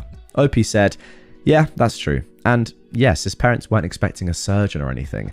They think he teaches, but he's an architect. It's still they think he teaches, but he's an architect. Being an architect, in the UK at least, is one of the hardest things to be. It's extremely challenging to qualify as an architect. It's a 7-year course to become an architect. That's insane. Why does he not feel comfortable telling his parents that? Yeah, being a teacher is great, but it's harder to become an architect. Like, just statistically. That's just the facts. Anyway, OP continues, it's still an awesome profession and in no way lesser than a teacher, so I don't understand it at all. I think I'll have to tell him. Either he has to come clean, or I'm answering honestly at dinner. Great. I completely agree with all of that. Somebody said, yeah, that is weird. I feel like most people think of an architect as being more prestigious than a teacher. OP says, exactly. I wouldn't say necessarily more prestigious, but equally as respectable as a career choice is definitely what I would say to that. As I said, it's very hard to become an architect. I actually did an internship at an architect firm a long time ago now, and those guys work very hard, and as I said, it takes 7 years to even qualify as one. Finally, somebody said, what I don't understand is that the guy is an architect when his parents wanted him to be a teacher. How can he think so poorly of his own parents who paid for his education to assume they wouldn't respect his choices? Unless they're crazy strict or abusive, I don't understand why you would conceal so much. OP replied, yeah, it's a fabulous job and he has wonderful parents. I'm sure they'd be incredibly proud. His younger sister is a McDonald's manager and they treat her promotions as they would if she had just made partner at a law firm. There's no way they'd be disappointed. I feel so frustrated at him, and honestly, I feel betrayed for his parents. They paid his way. It's so frustrating to feel trapped in this situation. Very, very interesting stuff. I've already given my thoughts, so let's get straight into the update. There are actually 2 updates here, but let's get into... Actually, there are 3 updates. Sorry, but let's get into the first one. So, I decided to tell him that I won't be perpetuating the lies, but I won't outright say anything because I don't feel like it would be appropriate for me to be the reason that everything blows up. I actually decided not to go to the first family dinner, and I'm unsure if I'm going to stay at this point, but I don't really know what to do. I didn't pay for the ticket, so I feel really horrible about seeming ungrateful, but I got a hotel for 3 nights just to figure out what I'm going to do. I'm still thinking because everything is just so intertwined and complicated, our bank accounts, our rental agreement, etc. So apart from the fact that I want to make this relationship work because I love him, it's also not really simple enough for me to just break away and leave. I want to work this out for everyone and figure out how to help him tell his family before we go. Anyway, I'm so sorry I'm so late for updating, but I'll update again when I have a more concrete plan. His family is amazing, and I feel wretched about everything. This is the thing that's so interesting to me, as another commenter said. If his family and his parents were just unbelievably pressurizing on him and just they had the most unrealistic expectations of what they wanted from their son, I would understand his actions a lot more. But it seems like they're not at all like that. I mean, the thing with his sister's job kind of just shows that. Anyway, the next day we did get an update. Okay, I think we have come to what will hopefully be the start of a resolution. So, I told his mum that I was so incredibly grateful for her generosity so far, even just one day into the trip, which is why I actually needed to take some time away and stay at a hotel for a few days, because staying with her didn't feel right until we cleared up some serious personal issues that have just come to light. I talked to my boyfriend and we decided on a plan. Tomorrow morning, his mum and dad are meeting us in a restaurant in the hotel. I offered to take them to brunch to discuss everything. I told him and his mum, separately, that I really want to be a part of this family, and for that to happen, we all need to have a big conversation.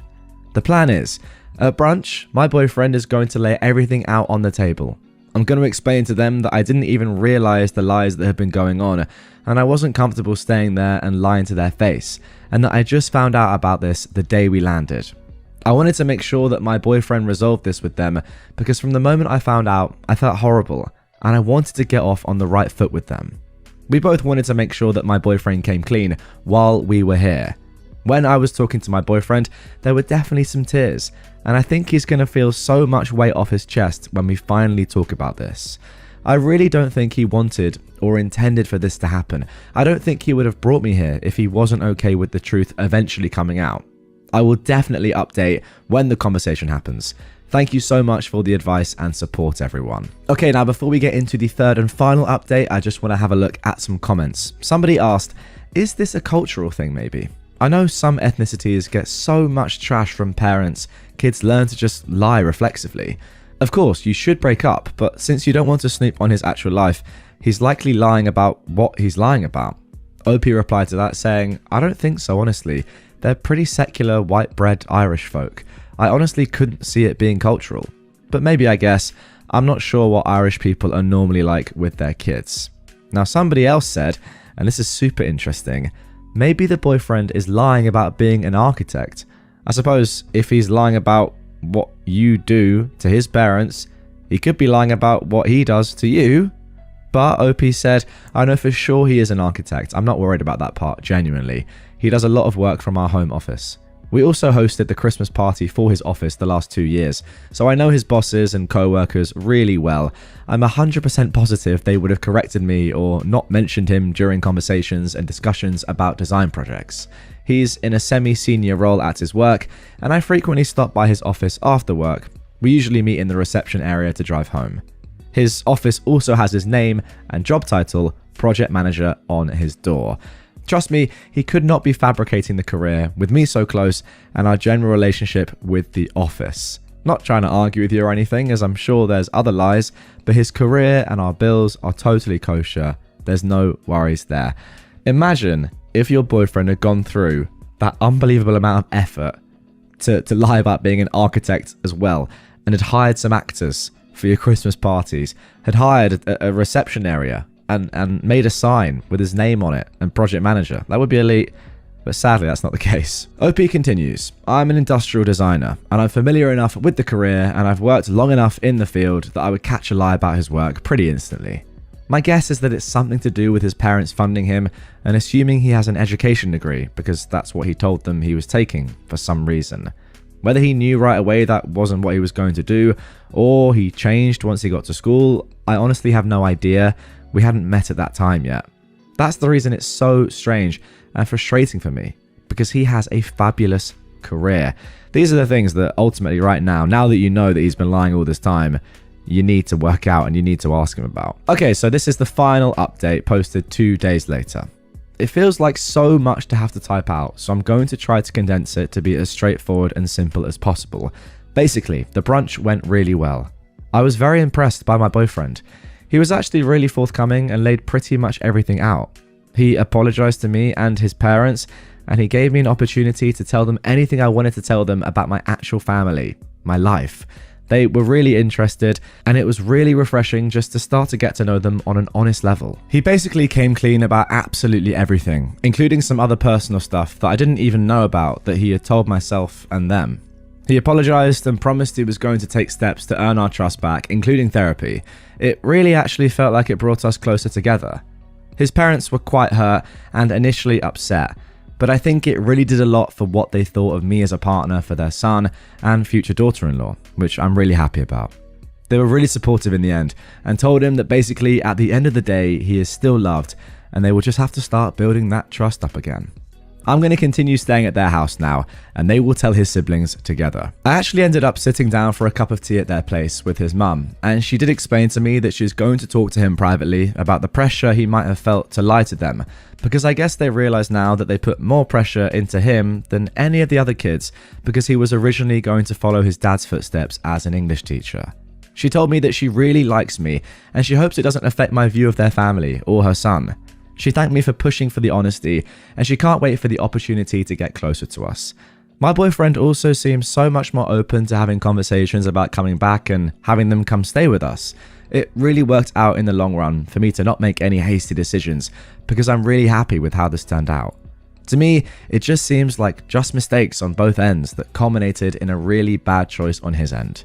Thank you again, everyone, for the advice. Okay, and there we go. That is the end of that story. A good ending, to be honest. I was slightly worried that this wasn't going to be resolved, but it sounds like it has been, and you guys are going to be able to move forward from this, and yeah, everything's going to be good, which is sweet, because it would be a shame if this was like a really big character trait of your boyfriend, that he was just too scared to tell the truth, or yeah, didn't tell the truth often for whatever reason, and you weren't ever able to trust him again. Obviously, like, you're still going to have to build trust in him, as are his parents, but yeah, the fact is, at least he's now owned it.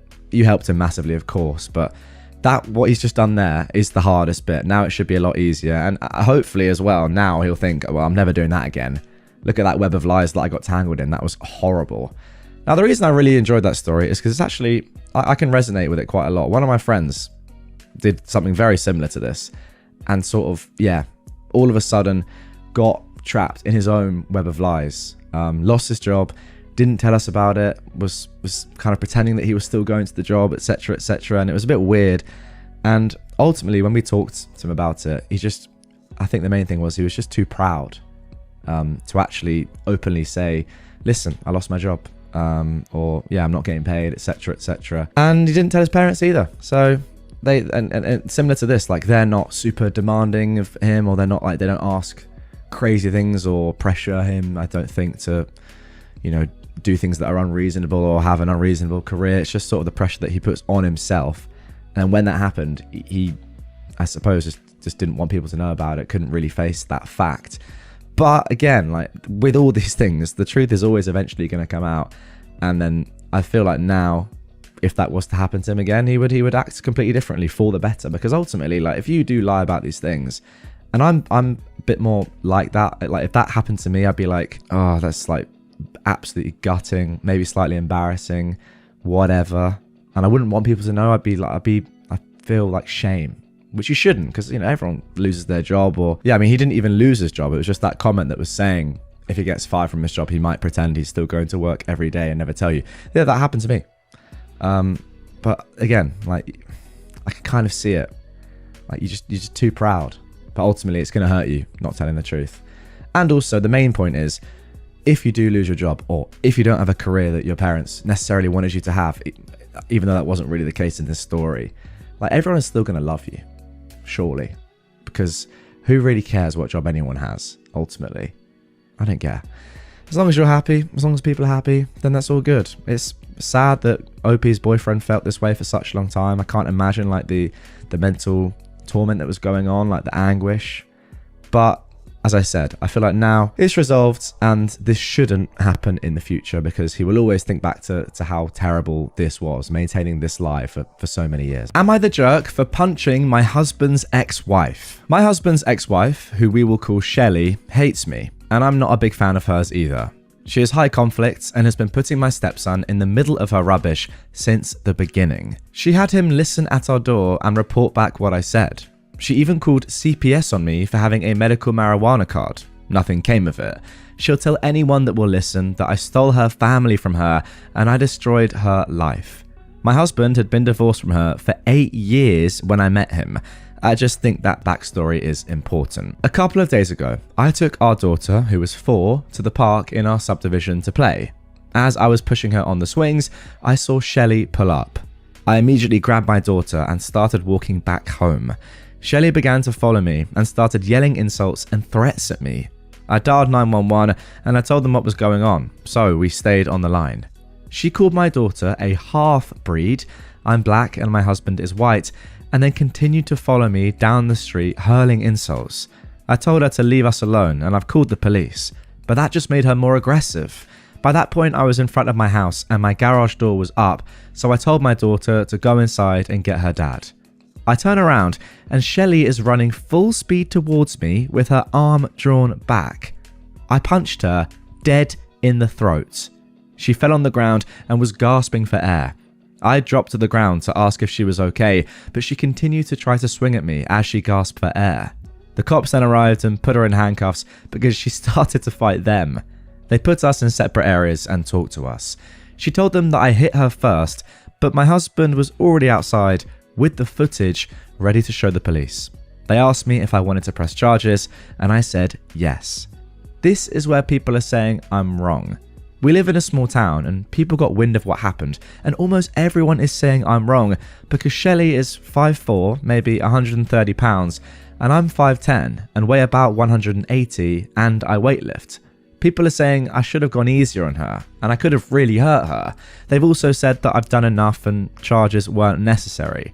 Of course, my husband, my stepson and my family are on my side, but I've gotten some nasty messages from people in my town calling me a monster and a bully. I feel like I was just defending myself, but I want some unbiased opinions because now I feel like I might have taken it too far and I'm starting to doubt myself.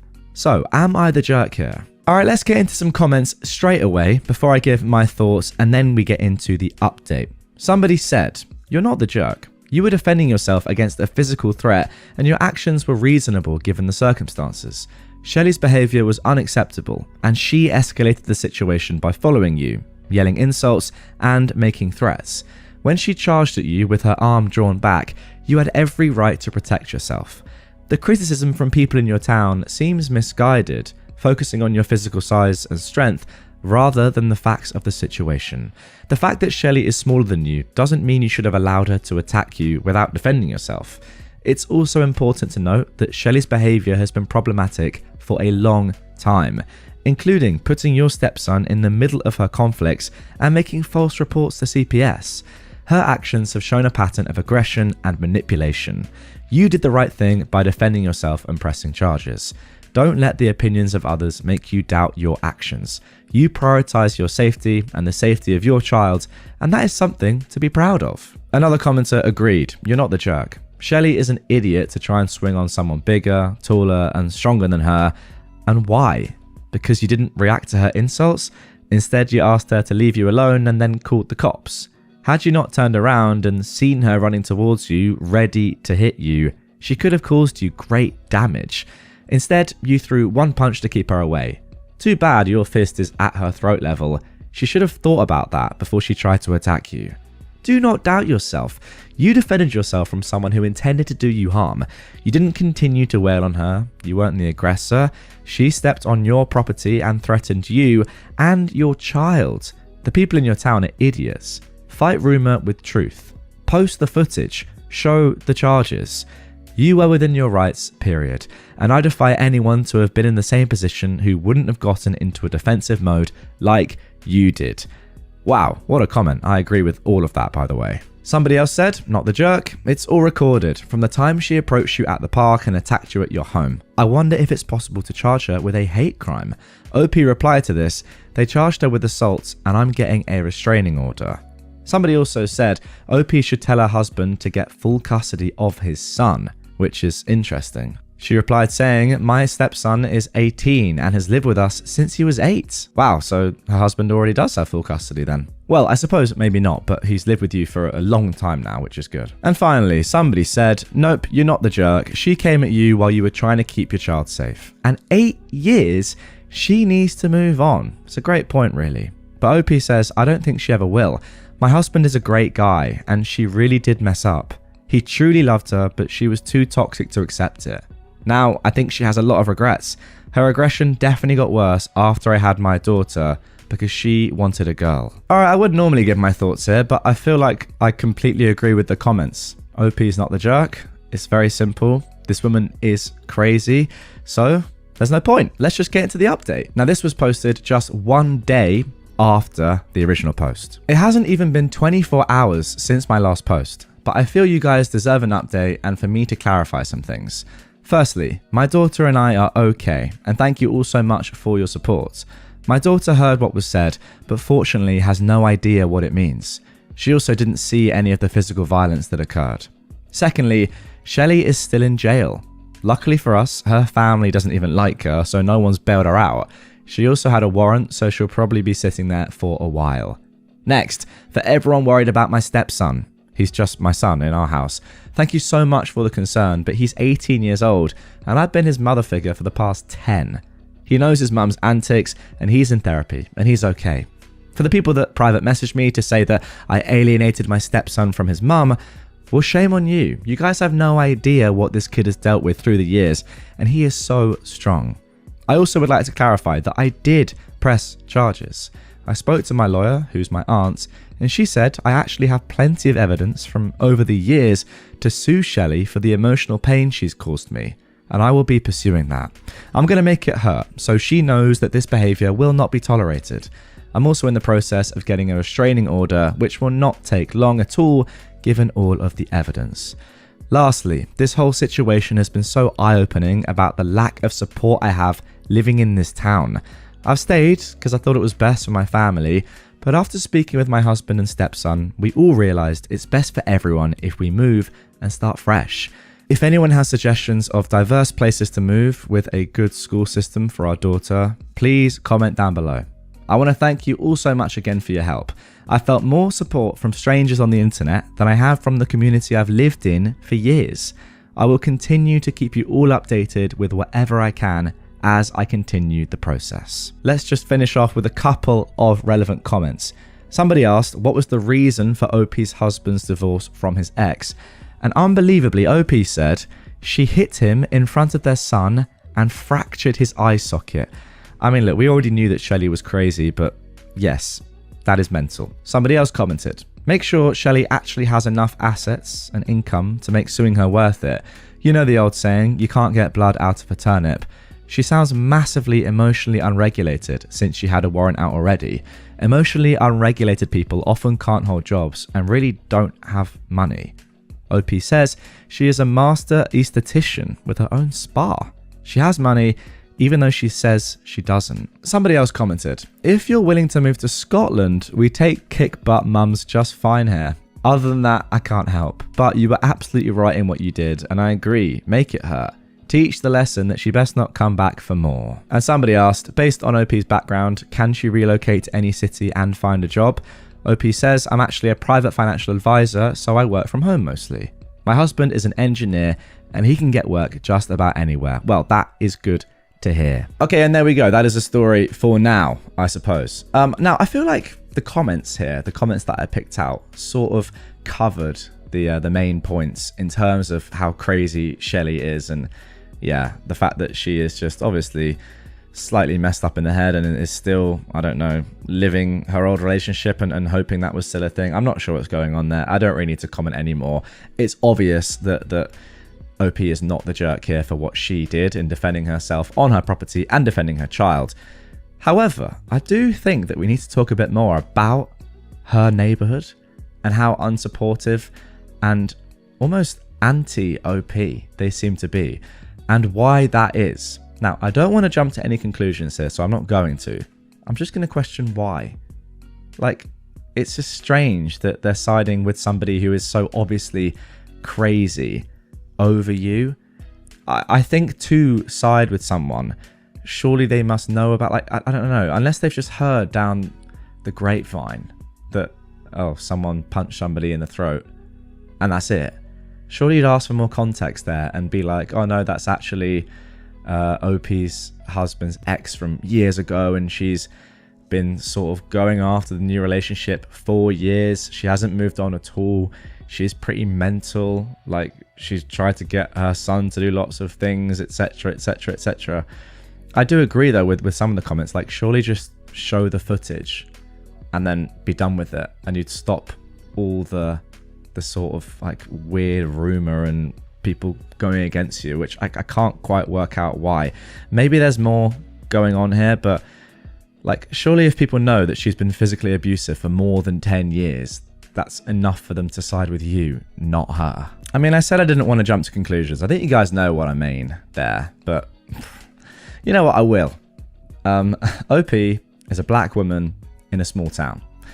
Maybe that's all I need to say. Let me know if you agree with me in the comments down below, but yes, it does sound like you should probably move to a town that is a little more inclusive. Tonight, I broke up with my boyfriend because he kept joking about murdering me. Alright, the original post for this one came back in 2024 in April. During our first few weeks of dating, my boyfriend joked too much for comfort that he was going to murder and dismember me and dispose of my body. Maybe out of context, I'm being dramatic. He's very sarcastic and has dark humor. But to me, it wasn't funny and caused me anxiety because I know the statistics. I talked to him about this. I told him repeatedly, stop joking about killing me. He kept on with the jokes until I finally told him that those jokes literally scare me. He apologized and seemed to feel bad that his jokes made me scared of him. Tonight, we were over 3 hours late to meet with his brother to play games, watch movies, and eat dinner. When I was talking to him about us being late, I noticed he sighed deeply, clenched his fist, and looked down at it, as if he were making the conscious choice to not punch me. Then, as I was saying goodbye to his brother, he comes into the room and says, she should say her permanent goodbyes. I asked him, what the heck? He said it was a joke. So I asked, how is that funny? What's the punchline? Please explain to me how that was supposed to be funny. He couldn't answer. I didn't even want to get in the car with him. I walked off and thankfully my roommate picked me up and drove me home. He called later and I told him I'm done. He's a good man other than for the jokes about killing me. We talked about it and agreed that he wouldn't joke about killing me anymore, but then he did it again tonight and doubled down that it was just a joke and that actually I'm the problem. I started telling him again about how often women are killed by their husbands and boyfriends, and that's why the jokes bother me so much, but he interrupted me to say, F you. So I hung up and blocked him. All of this really sucks because my roommates say I should just talk it out with him and give him another chance because they can tell I really like him and he really likes me. But I've already done that. I thought we were past the homicide jokes. Then he did it again tonight while he was angry with me, and it caused me this awful feeling in my gut that I needed to not get in that car with him and actually get away from him. I've had boyfriends and male friends in the past. None of them have ever made jokes about murdering and dismembering me, especially multiple times after I told them to stop. Have you had friends or boyfriends that make jokes like this? Where's the humor in it? And what would you do in this situation? Okay, so there we go. That is it for the first post. Let's jump straight into the comments and see what the people of Reddit said. Somebody said, and this was the top comment, you've already given him chances. He agreed to change, then he broke his word. So not only is he verbally abusive and potentially violent, he also breaks his word. You did nothing wrong. There's no humor in what he said, and abusers frequently excuse their abuse in the two ways he did. First, they say it was a joke. If you don't accept that, they try to blame it on you. You don't want to become a statistic? Well, there are plenty of men out there who will never threaten to kill you. You've done exactly the right thing. Don't feel bad about anything you've done. My one piece of old woman advice to you is to be very strict around dating men when it comes to threats. Joke or not, if a man threatens you in any way, tell him that if he does it again, it's over. Don't tolerate any kind of threats or violence ever. If the man is actually a danger, he will see tolerance as a sign that he can violate your boundaries without consequences. Somebody else said, just remember, there's a lot of murdered women that once said, he'd never do that to me. Then finally, someone commented this. When I was a teenager, I would go driving around country roads and around our smallish town with male buddies from school. I'm a woman. And one night, my really good friend thought it was a good idea to make a joke about chopping me up with an axe. I got really terrified. It was just an overwhelming and scary thing to hear, and I started to cry. The immediate regret was obvious in my friend's eyes, and he genuinely looked mortified for having scared me so bad. He started apologizing, saying it was such a stupid joke, and he reassured me. In the moments after making his stupid attempt at humor and seeing the impact it had, he felt remorse and wanted to correct his behavior. Your ex didn't do this, or if he did, he immediately repeated the scary behavior again anyways. My friend never made a joke like that again. Men who actually care about us will respond empathetically to our fear response and will want to do whatever it takes to ensure we feel safe around them, especially if it's as simple as refraining from making dumb, quote, jokes. I hope you never have to see this creep again, and good for you for sticking up for yourself. There we go, that's it for the comments. I could not agree more. I don't even need to add my own thoughts here. The comments have just summed my thoughts up perfectly. If someone is making jokes like this in the first place, they're a complete wrong-un.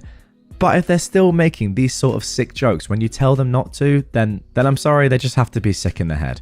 Anyway, 11 months later, we got this update. Thankfully, I have moved across state since posting my original post, and I haven't seen him since. The last time I spoke to him, over the phone, I made it very clear several times. You promised you'd stop making jokes about murdering me, but then you did it again. You realize the greatest threat for women is being murdered by their boyfriends/husbands. They are most likely to be killed by men they know. He said, hey, well, F you. So I hung up. I ghosted him after that. I blocked him on everything, and I alerted my employer that if he showed up, he was a threat. However, he sent me an email in an attempt to, I don't know.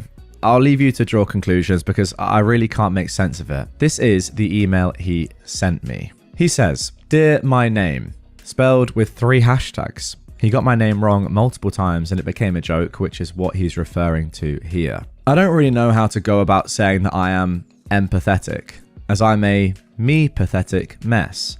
But I do feel I can understand and I have recognized. My actions have consequences. Clearly. I thought I was being reasonable. I gave you time and space. I wasn't sure how long I needed to wait or if I should just do nothing, but I didn't know you'd even blocked me until today, as I had not called and only texted that first day, expecting nothing back. Yet now I understand. I should have known. I tried to call you tonight though, despite my better judgment. That's when it hit me hard. It's been almost 2 weeks. I know you don't want to be in a relationship with me, but I wanted to end this civilly, I could hope at least, on terms that we could both live on, amicably. Or me, since I didn't have a choice. That terrible night was booze-ridden and, unfortunately for me, the end of us. I didn't get any chances, but I made my choices, and I was cut out of you like the cancer I became, regardless of how much I remember, due to my memories being cut down by Irish whiskey and my hazed focus. You ghosted me. Now I know how that feels, as I've done that to others. I deserve this. It's interesting because you mentioned to me that I never had to change my number in my last relationship over 5 years ago because all I needed to do was block them. Dang. History not only repeats itself, but it can be frickin' ironic. I lost one of my best friends. I lost you. I've been hurting, OP. This hurt even more when I realized you don't even want to communicate with me. I would ask why, but I know it's because you hate me, what you think of me, what you think I am. Who likes Andrew Tate? Nobody. I embody that nobody. I am hate. I am Tate in capital letters. Yes, this is actually what the email said. I can't quite believe what I'm reading, but anyway. I obviously have a lot of growing up to do. I was not aware of just how much. I do not regret you or the experiences I shared, which were awesome and different than all the treasures I'd experienced with any other soul.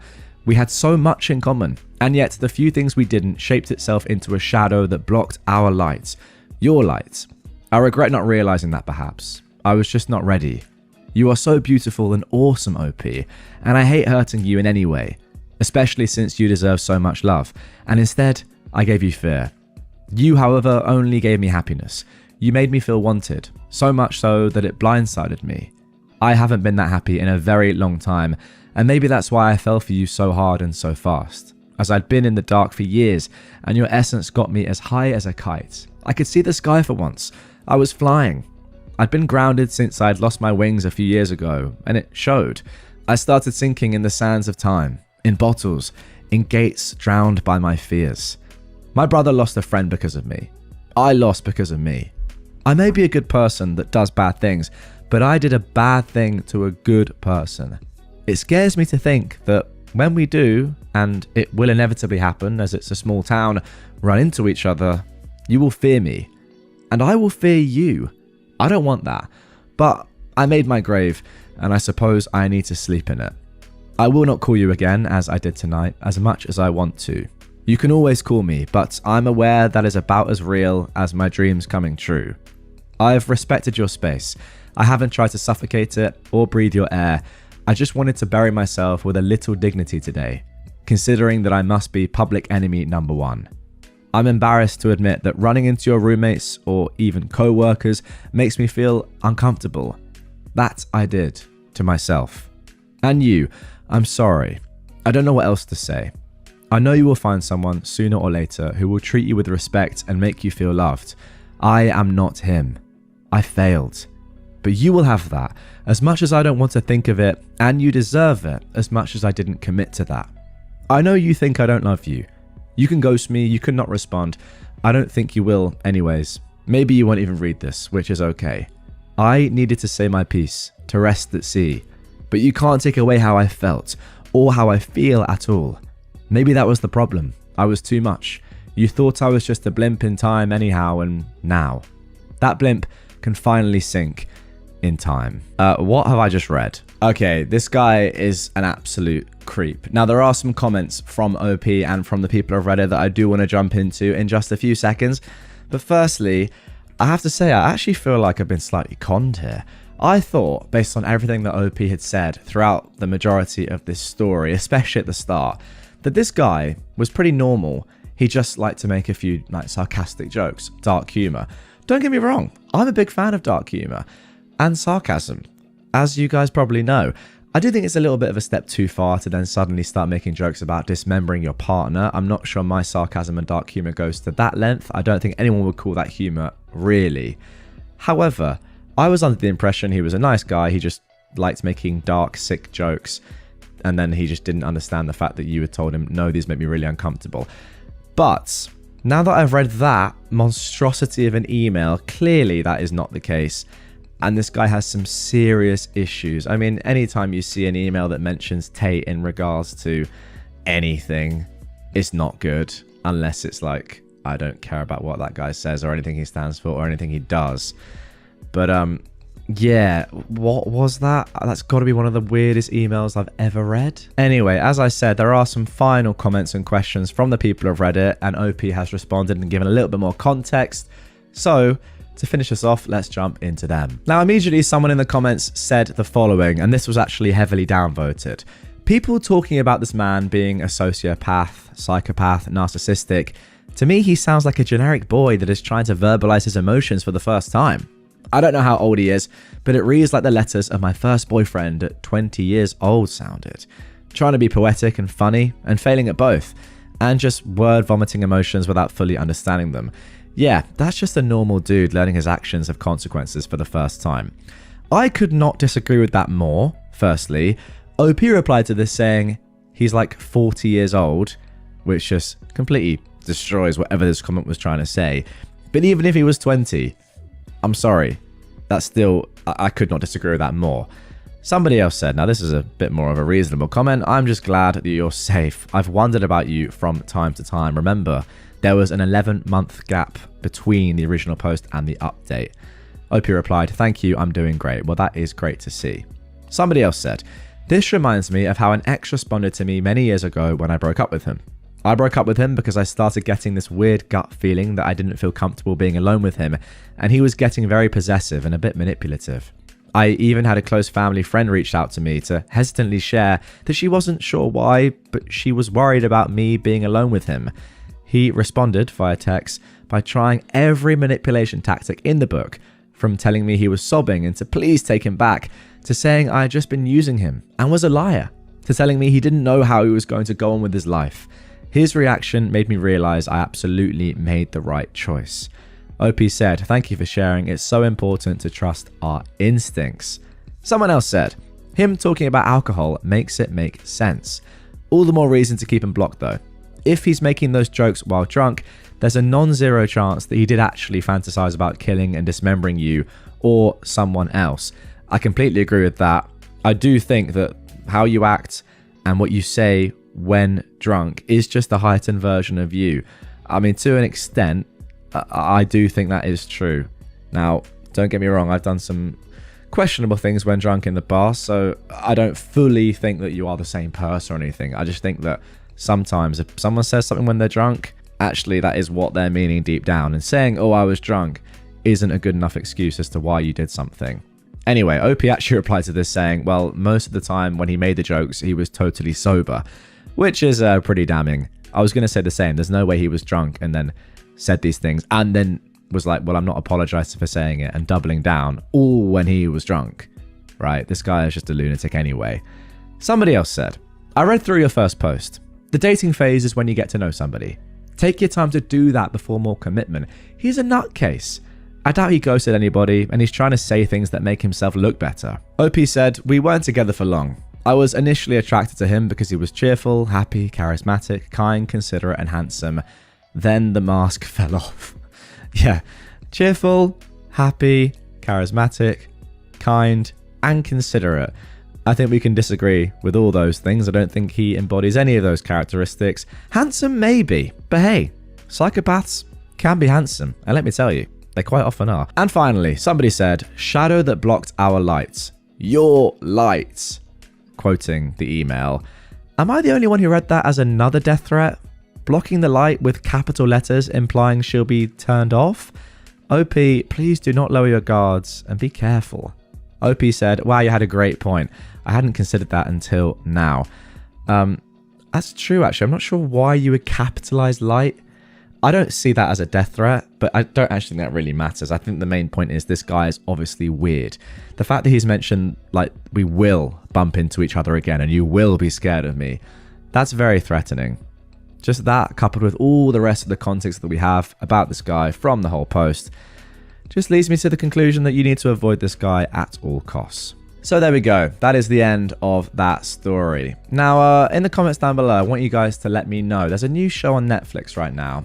It's called Adolescence. It's very good. It's based in the UK, so I don't know if it's that popular in the US. But it has some themes around sort of young boys and who their role models are. It actually mentions Andrew Tate in it. I haven't watched the whole thing, so I don't know how it ends. I've only watched 3 episodes. But it's interesting that there are sort of similarities with this post, even though this guy is much older, and Adolescence, the TV show, where it's clear the influence that these online influencers, these like male role models that are actually just quite disgusting and at times criminal people are having on the wider world in general. Like this email clearly, like I don't think 20 years ago this guy writes this email. I think it's what's going on right now online, and yeah, him probably watching a lot of like hate online from the likes of Andrew Tate, other people of course.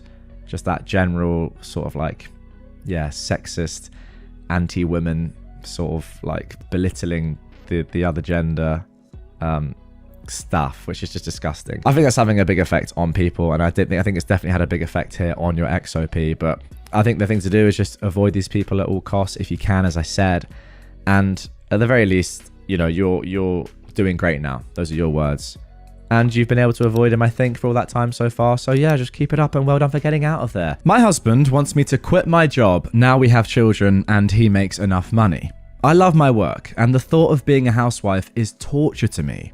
If I don't quit, he's leaving me. This was originally posted on January the 16th, 2022. For anonymity, I can't go into details, but my husband, who is 34, has developed something in IT that's well known and it made him rich. I am a 38-year-old woman. I'm a chef, and I make probably 1/100th of what he does. It doesn't matter for me, however, because I love my job. We have a great life together. We had our first child, a baby girl, 3 years ago, and our twin boys are 9 months old.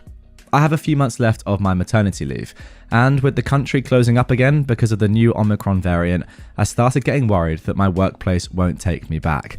Remember guys, this was posted in the height of COVID. I voiced my worries to my husband a couple of days ago, and he just shrugged and said it's not like we needed the money. I was confused, and I told him that I knew that it wasn't about the money, but he just shrugged. I was a bit annoyed, to be honest, because I thought he didn't think it would be a big deal if I became out of work. Yesterday, I was still thinking about it, so I decided to talk to him again. He was confused and told me that I should instead be happy that I could spend more time with my babies. And he asked me why I insisted on working when we have 3 small children and he made enough money for both of us. He didn't like me working 4 to 5 evenings a week, including 1 or 2 weekends a month. I told him that I love my job and I'm good at it. I've been doing it for almost 20 years now, and that just the thought of not doing anything for the rest of my life is suffocating. He was visibly upset by then, and he accused me of loving my job more than my babies and him. I could always cook at home for the family. And if I was worried I'd lose my independence, he could transfer the same amount I earn from my job to my private account monthly. Oh my goodness me, this guy just does not get it at all. I started crying, and he kissed and hugged me and told me that he loved me, but he's been thinking of this since our girl was born, and he didn't like me coming home late at night. So, I needed to choose between my job or being a family. I was startled. Did he mean it as an ultimatum? He did. He actually wants me to be a housewife, or we go our separate ways. I went to my mum's place first thing this morning. She listened to me talking and crying, but when I finished, she wasn't indignant on my behalf, like I expected. She actually went silent for a while, and then she asked me to think carefully about my next move. If we got divorced, I need to think about my babies. I will never be able to give them the life their dad is giving them, and I might lose them because of it. Is it worth it to change their lives so drastically and have them live in 2 separate houses? All that for a job. I've worked my whole adult life, and I just could see this as an early retirement maybe. Many dreamed of this. Why couldn't I enjoy it? I was not expecting my mum to say these things. She's always been this strong, independent woman who raised us to be independent and taught me to never rely 100% on anyone other than myself. Hearing her say all of that made me question my feelings. Before I met her, I was totally sure I was right, being hurt and angry, but now I think maybe I'm overreacting. Maybe my husband's request wasn't that unreasonable. But if that's the case, why do I feel like my heart is swollen in my throat? Why does it feel like he made this ultimatum because he knew he has power and he's using it? Throw any suggestions or advice my way, and please be honest. Not rude, but honest, because I feel I'm wronged here, and I'm having a hard time thinking from my husband's perspective. Okay, now as I said earlier, there are 2 updates to come on this one, but first of all, I've got to give my thoughts as to what I've just read, and I want you guys to do it as well in the comments down below. See if you agree with what I'm about to say. And don't cheat, by the way. Don't just leave a comment at the end of the episode when we know the full story and we know the conclusion. Do it now. Now, my initial reaction to this is, OP, you are completely in the right here, and I can't quite believe that your husband doesn't understand what you're saying at all. Like, yeah, you've got loads of money. Well done. That is great. And fair play to your husband for inventing something that has made him a lot of money. You know, that's everyone's dream. So well done to him. However, if he doesn't understand or can't compute that working is not just about money for a lot of people, actually, it's about purpose, like drive, their livelihood, etc. They also probably may love it. Like, if you love being a chef, then who cares about the money? Like, you're at this stage now where money doesn't matter, which is very, very rare and amazing to be in that spot. But that doesn't just mean that you then no longer want to work if you love your job and you get up wanting to do it every day and it gives you purpose. I don't think that the majority of people want to retire. Now, this is a very privileged thing to say, but I don't think that the majority of people, if offered the chance and they love their job, would be like, actually, yeah, okay, I'm going to retire. Like, if they said, like, if they were given unlimited money or sufficient money, I don't think they actually would retire, which is interesting to say. I think a lot of people obviously would, but, you know, me right now, if you offered me the same amount of money that I'm getting for doing this, but I don't have to work again anymore, I don't have to make YouTube videos or episodes, then I obviously would not take that deal. I don't know what I would do with my time. Like, that's the thing. And I know this is coming from obviously a privileged position, and I'm sure that the majority of people wouldn't say this. However, I'd have a lack of purpose. I wouldn't know what to do. So for me, doing this stuff, YouTube and, you know, podcasts or whatever, it's not just about the money. I did this for years, like 10 years as a hobby before I made even a single penny. So if that doesn't prove that it's not about the money, I don't know what does. But yeah, I think it's probably the same for a lot of people. It's important to have a purpose, and for a lot of people, their work is a very important part of their life. Now, with that all being said, I think in this actual situation, it's very, very tough for you to know what to do. And I actually do get what your mum is saying. Now, I agree with you. I didn't expect your mum to say this, but I think she's coming at it from a more logical perspective, saying, well, look, if you do get divorced, you're in a way competing with your husband, I suppose. Well, actually, wouldn't you take half of his money? I'm not sure how it would work in terms of your country that you're in, etc. In the UK, you would get half of his estate. so you'd be completely fine. But yeah, I don't know. Is it worth divorcing just because you don't want to give up on your work? I don't know. It's tough. Like, think of the effect it would have on your kids as well. It's a tough job.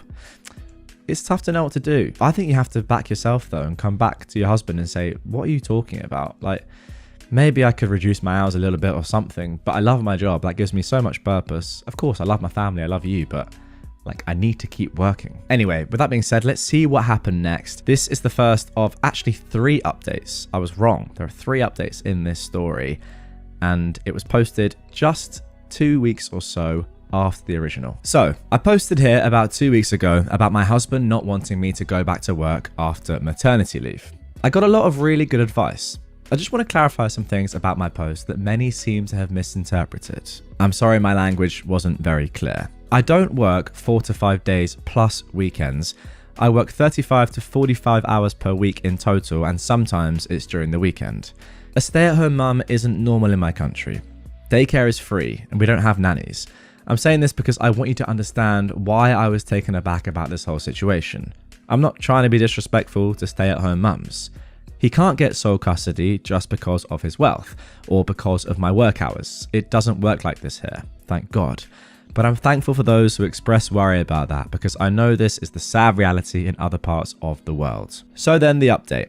I've had long talks with my husband about all of what happened, trying to understand his POV. I've told him that I can't see myself as a housewife ever, but that I am willing to start looking for jobs with better hours, or maybe I can finally start my own restaurant. That is sensible to me. Yeah, I didn't say that in my reaction, but yeah, if you could, well, actually, no, I did. If you can reduce your hours or maybe find something else that you still love that has fewer hours, maybe you can find a compromise. Anyway, let's continue. I could start searching for a location in office buildings and start a lunch spot so that then I don't need to work evenings and weekends. He didn't seem happy at all with that suggestion. He asked me why I'm so insistent on going back to work. He said these last months have been the happiest of his life, coming home from work every day to his family, and that he thought I was happy too. I am. I love being with my babies all day, but just because I'm enjoying my maternity leave doesn't mean I don't want to go back to work. In fact, I'm enjoying every minute now because I know it's not permanent. We had a row. He said he's always felt that I'm scared of him making much more money and that I'm scared of being dependent on him. So if I'm insisting on working because I don't want to be dependent, he could pay me 10 times what I earn to stay home. That is so patronizing, goodness me. I started crying and I told him I'm not going to be a housewife. I don't accept ultimatums, so he should do what he felt fit. He said he's tired of going around feeling that his wife is intimidated by his success. He's doing this for both of us. I have to admit that I am sometimes scared of him having more power than me. He said it's all in my head, but really, would he ever dare to ask me to quit my job if he didn't feel he had the power to do it? Could I ask him to quit his job with that same ease? There's no denying the power dynamics in our relationship, and I have all the right to be scared of it. So there was no progress really, and no matter how much I explain myself, he doesn't seem to understand me. And he probably feels the same way with me. It feels like we're on different levels. I've suggested counselling. He said he'll think about it. Now we're just civil to each other, but we don't talk much, and we haven't been intimate since I first brought up going back to work. I love him, and I miss him. I don't want it to end, but the ball is in his court now. My mum is very angry with me. We haven't spoken for a week. I don't know what to do with her either. Alright, let's just get straight into the second update. This was posted 4 days after the previous one on January the 31st, 2022. Let's see what happened. My husband and I talked yesterday for the first time in 2 weeks, and he was the one who initiated the conversation. I saw my chance to try to find out why he's behaving like this, and at the same time make sure that he knows that I'm not backing up. I told him that while I'm enjoying my maternity leave, the thought of it being for the rest of my life suffocated me.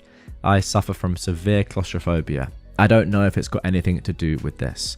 I asked him why he's doing this. He knew my job was important to me, so why was he making this impossible request when he knew it would mean the end of us? I said, if you're having second thoughts about our marriage and want an out, please just tell me the truth.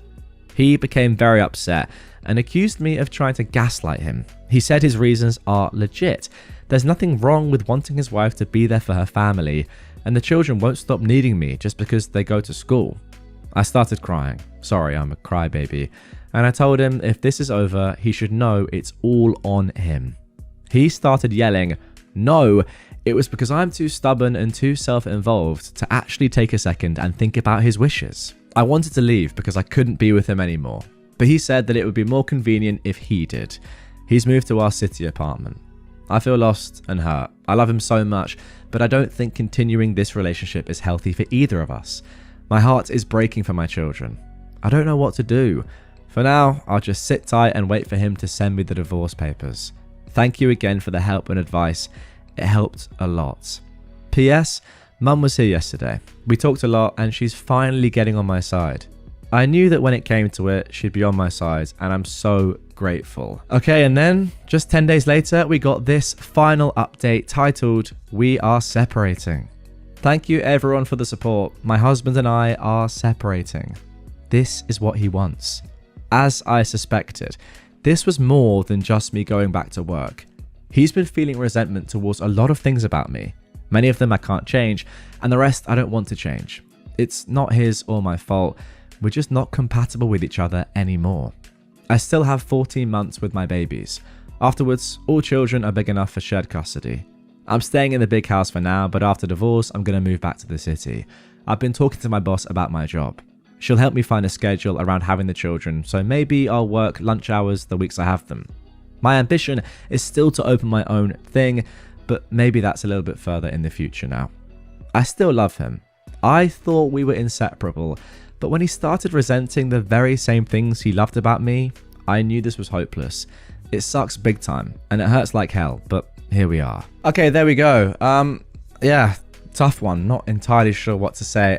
It's a shame that this situation has happened, obviously, but I think one thing that maybe is a slight positive, I don't know, it makes me feel a little bit better about the whole situation, is that it wasn't just the fact that he didn't want you to go back to work and that was it, that was the reason for the divorce. Like, that would have been crazy. I feel like if that was the case, it would make me concerned about successful men in general if they're acting like this. I know some people do that, but from out of nowhere, actually I don't want you to work anymore, be a stay-at-home housewife for the rest of your life. It seemed a lot.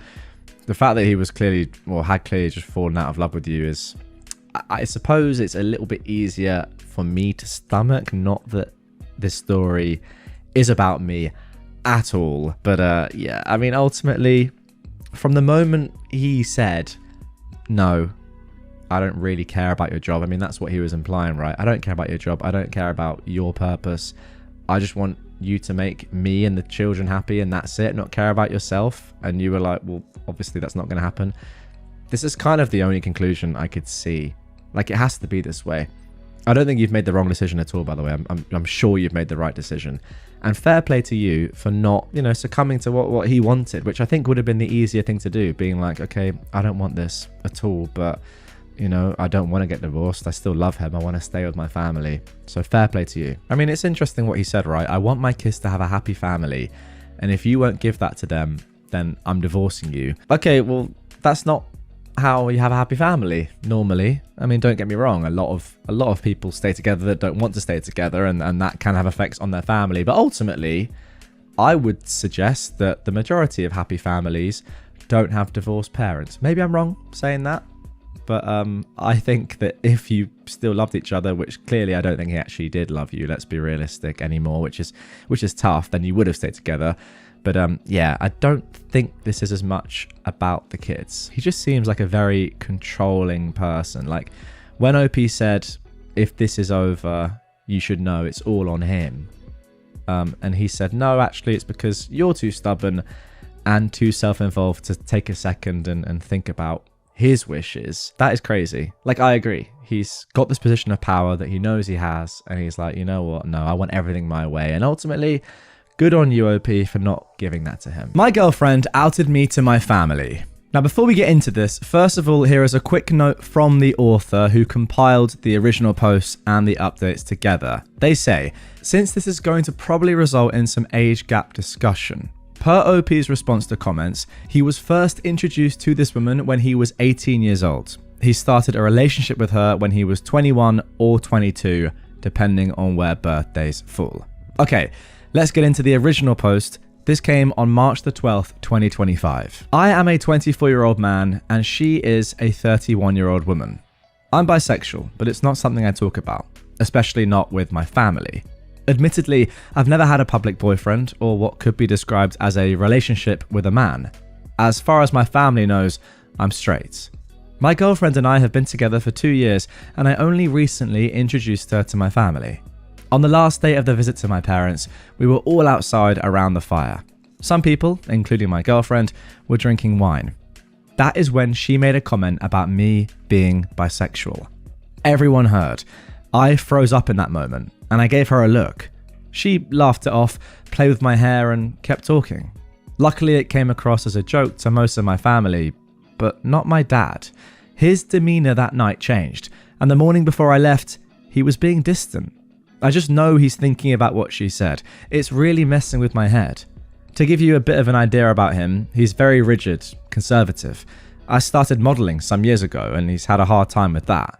When I went to Europe for work and he saw some of the editorials my mum showed him, he hated the looks and I became very selective of what I share. I'm back in my city now and I live with my girlfriend. I'm so angry at her, but she claims it was a slip up from being drunk. Personally, no amount of alcohol would have me outing someone in front of their family. She only had 1 glass of wine. Instead of apologizing, she's focusing on how I should just distance myself from my family if they won't accept me. So, am I the jerk here for hanging on to this? My girlfriend thinks I am being immature and holding on to a grudge. Just a quick edit to include. My girlfriend knows that I'm bi. I do disclose that to my partners, I just don't disclose publicly. I think it's unnecessary and not anyone's business who I'm attracted to, except the people I'm involved with. My girlfriend also knew that I wasn't out to family, and even though she only met them recently, she knows how they are. Okay, let's get into the comments here, and I picked out one in particular. Somebody said, "You're not the jerk, and she did that on purpose. I think your dad is mad that he heard that from someone other than you. You should take her advice and also distance yourself from her." Question, does she have an issue with you being bi? Has she given you any sense that she does? Now, I agree with half of this comment. First of all, I do believe that she did that on purpose. If you've had 1 glass of wine, I'm sorry, but you're not drunk. I mean, even if you're a little bit tipsy after a glass of wine, that's no excuse to out your partner to their family, something that you know that their family doesn't know and they don't want their family to know either. I'm sorry, a glass of wine, you can't just say, "Oh, I didn't mean to. I was drunk." That's not going to run with me. However, I also don't think that means that she may have an issue with you being bi at all. She may have just said it, and who knows why. We don't really know quite yet, but we're going to get into more of this. As I said, there are a couple of updates to this one. And I also wouldn't know at this moment in time if your dad is mad that he heard it from someone other than you, or if he's mad that you may be bisexual. You know, that's a big difference. I mean, it's a shame that your dad is mad anyway, but yes, there's more to come here. OP actually replied to this comment saying she doesn't have an issue with me being bi. She's actually been sort of proud about it when amongst our friends. In hindsight, I think that's a red flag that I didn't notice. Now that is interesting. Being proud of someone's sexuality. Very, very strange. It's almost like she is, I don't know, showing off that you're bi. I mean, I don't think someone else's sexuality is something to be proud of. I mean, the way they go about living their life and, yeah, being honest with their sexuality and whatever, that's great. But, like, their actual sexuality itself, I'm not sure. By the way, I'm not saying, like, people shouldn't be proud to be straight or gay or whatever they are. That's completely fine.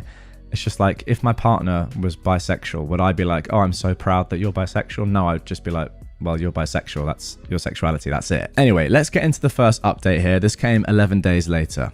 I wanted to thank everyone for reading and responding to my situation. I tried to have a healthy conversation with my girlfriend to communicate how I felt, but it wasn't getting anywhere. Why is it so difficult to acknowledge a mistake and apologize? She said she's stressed out about work, and instead of being a support to her, I'm adding on to her stress by being hung up on this issue. Great, so she's gaslighting you and making you feel as if this is your fault. Okay. It's not that I'm hung up on it. She refused to, at any point, let me express anything. It stretched out our conflict, which could have been resolved in one meaningful discussion. Even during this conversation, she walked away from me. So I decided to take a shower. When I got out, I was using the hairdryer. I couldn't hear that well over the thing, and sometimes you think you heard something, but it's nothing. But after a few seconds, I turned it off to listen. It was definitely like a scream or a yell. Immediately, I went to the kitchen. She had dropped some glasses and cut her foot. She was sitting on the floor. I helped her. She told me she's just overwhelmed and has too many things to think about lately. After a few minutes, the bleeding had pretty much stopped, but she insisted on having me take her to the ER. I told her she'll be waiting for hours for nothing. She doesn't need stitches. This is when she just exploded. We were still on the floor. She pulled her hands out of mine and slapped me. It was so fast. My face was close to hers when it happened. I didn't see it coming. She just started yelling at me to get away from her and saying, "You really don't care. You took so long to come because you've been holding a grudge against me," referring to the incident at my parents' and some other stuff. I comforted her until she calmed down. She's never done anything like this before. And I guess when she hit me, she ended up scratching my face with her nail and it was bleeding a little. I hadn't noticed, but she did, and she apologized and wanted to take me into the bathroom to clean the blood and put ointment on it.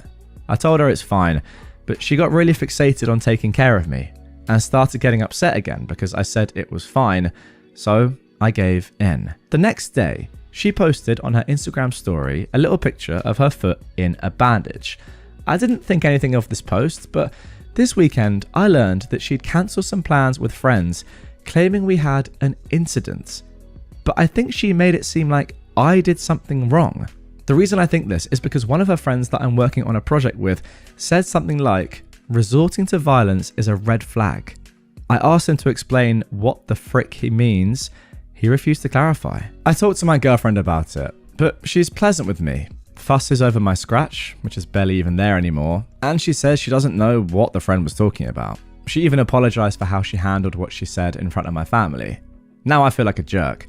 I know this felt long-winded, but I didn't know how else to explain why I feel so emotionally exhausted. I'm starting to realize that maybe I was too focused on my own fear of what my family overheard that night that I stopped paying attention to everything else. About my dad. Since my last update, I also reached out to him and asked him if anything that was said the night before I left made him feel a certain way, and if he wanted to talk about it with me. He said he was confused by what she said. I'm bisexual? What's that supposed to mean? I'm glad we had a conversation. I think it was a first of many that we're going to have in the future, and although it didn't feel as cathartic or even much of a relief like I thought it would, we ended on a note that felt like at least we could have more talks. Personally, I just hate labels and having to explain sexuality to anyone, but I understand that in the long run it's probably a good thing to be open with family. I'm trying. Now, although that update, guys, seems like it ended on a relatively positive note, maybe OP's relationship is coming back together slowly, but there seems to be more of an understanding there. That's a good update, I suppose, with your dad OP as well. The people of Reddit were not so positive. Somebody said, and this was a very upvoted comment, "For F's sake, she outed you to your family and then she assaulted you. Move on." OP replied, "It's not assault because it wasn't intentional. She was just overwhelmed in the moment and apologized right after. She's never hit me before. She eventually apologized for outing me too, so I think this is all on me. I was too focused on my POV that I missed what was going on with her." Later on, OP actually added an edit to this comment, continuing, "I've been reading comments all day. It's been helpful in realizing how abnormal my understanding of everything is. The narrative I was holding onto is slowly starting to fall apart. But when I step away from my phone and have an interaction with her, it's really hard to maintain the clarity. I don't know how to explain. But there's a few comments I saved that I'm going to keep reading over and over to try to hold on to reality. I don't know what to do next, but I'm going to ask for help. I feel way in over my head right now. Thanks for helping me. Even if I don't reply, I probably read your comment and I'm grateful for it."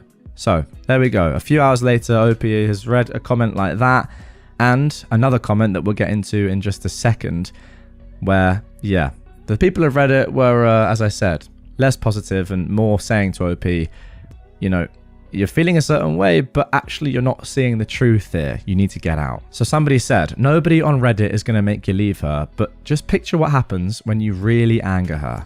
I have a friend who is 6'4", rugby build. His partner was 5'3", small built, and not remotely scary.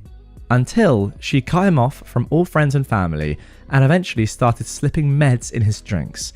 He's lucky he escaped alive. You think it can't be you until it is you.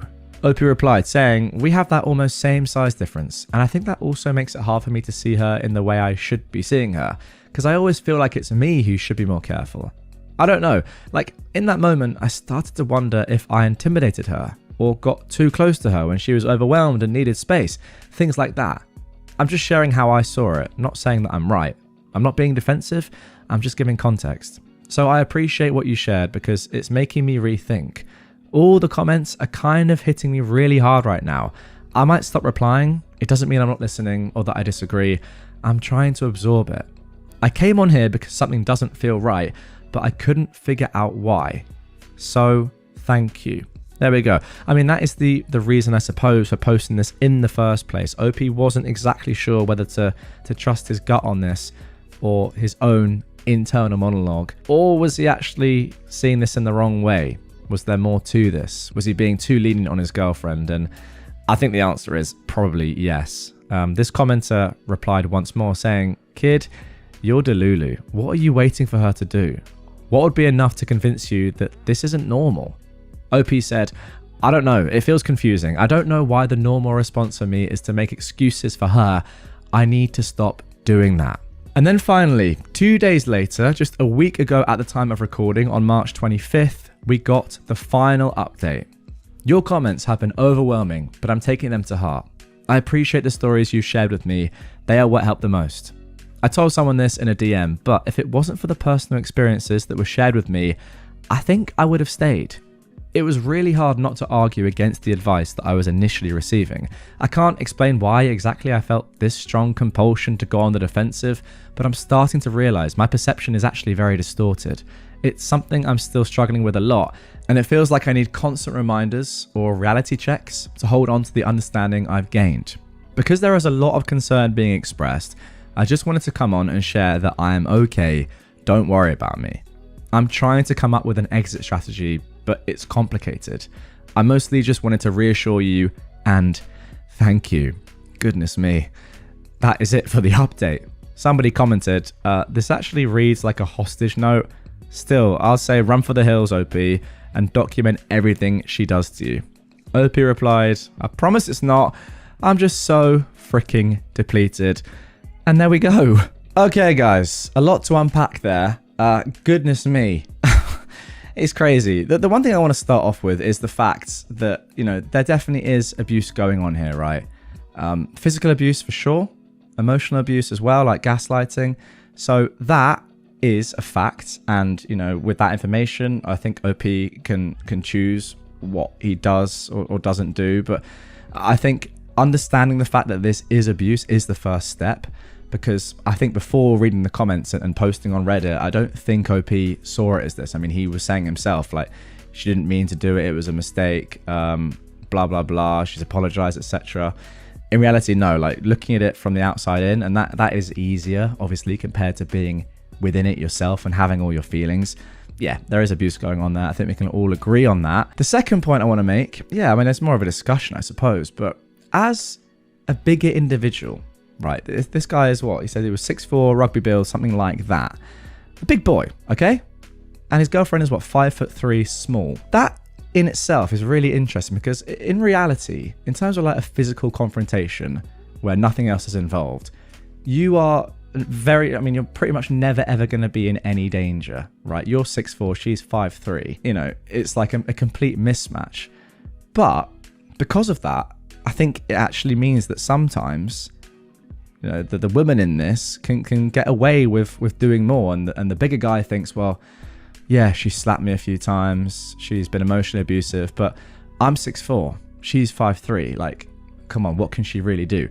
But as the comments are saying here, like, it's just a sort of, it's a matter of time perhaps before something more serious happens. And yeah, it might start with a little slap and just a few bits of gaslighting, but it could end up with much more serious outcomes. I mean, yeah, medication, you know, a weapon could be involved, whatever. Just because you're not at risk right now doesn't mean that you might not be in the future.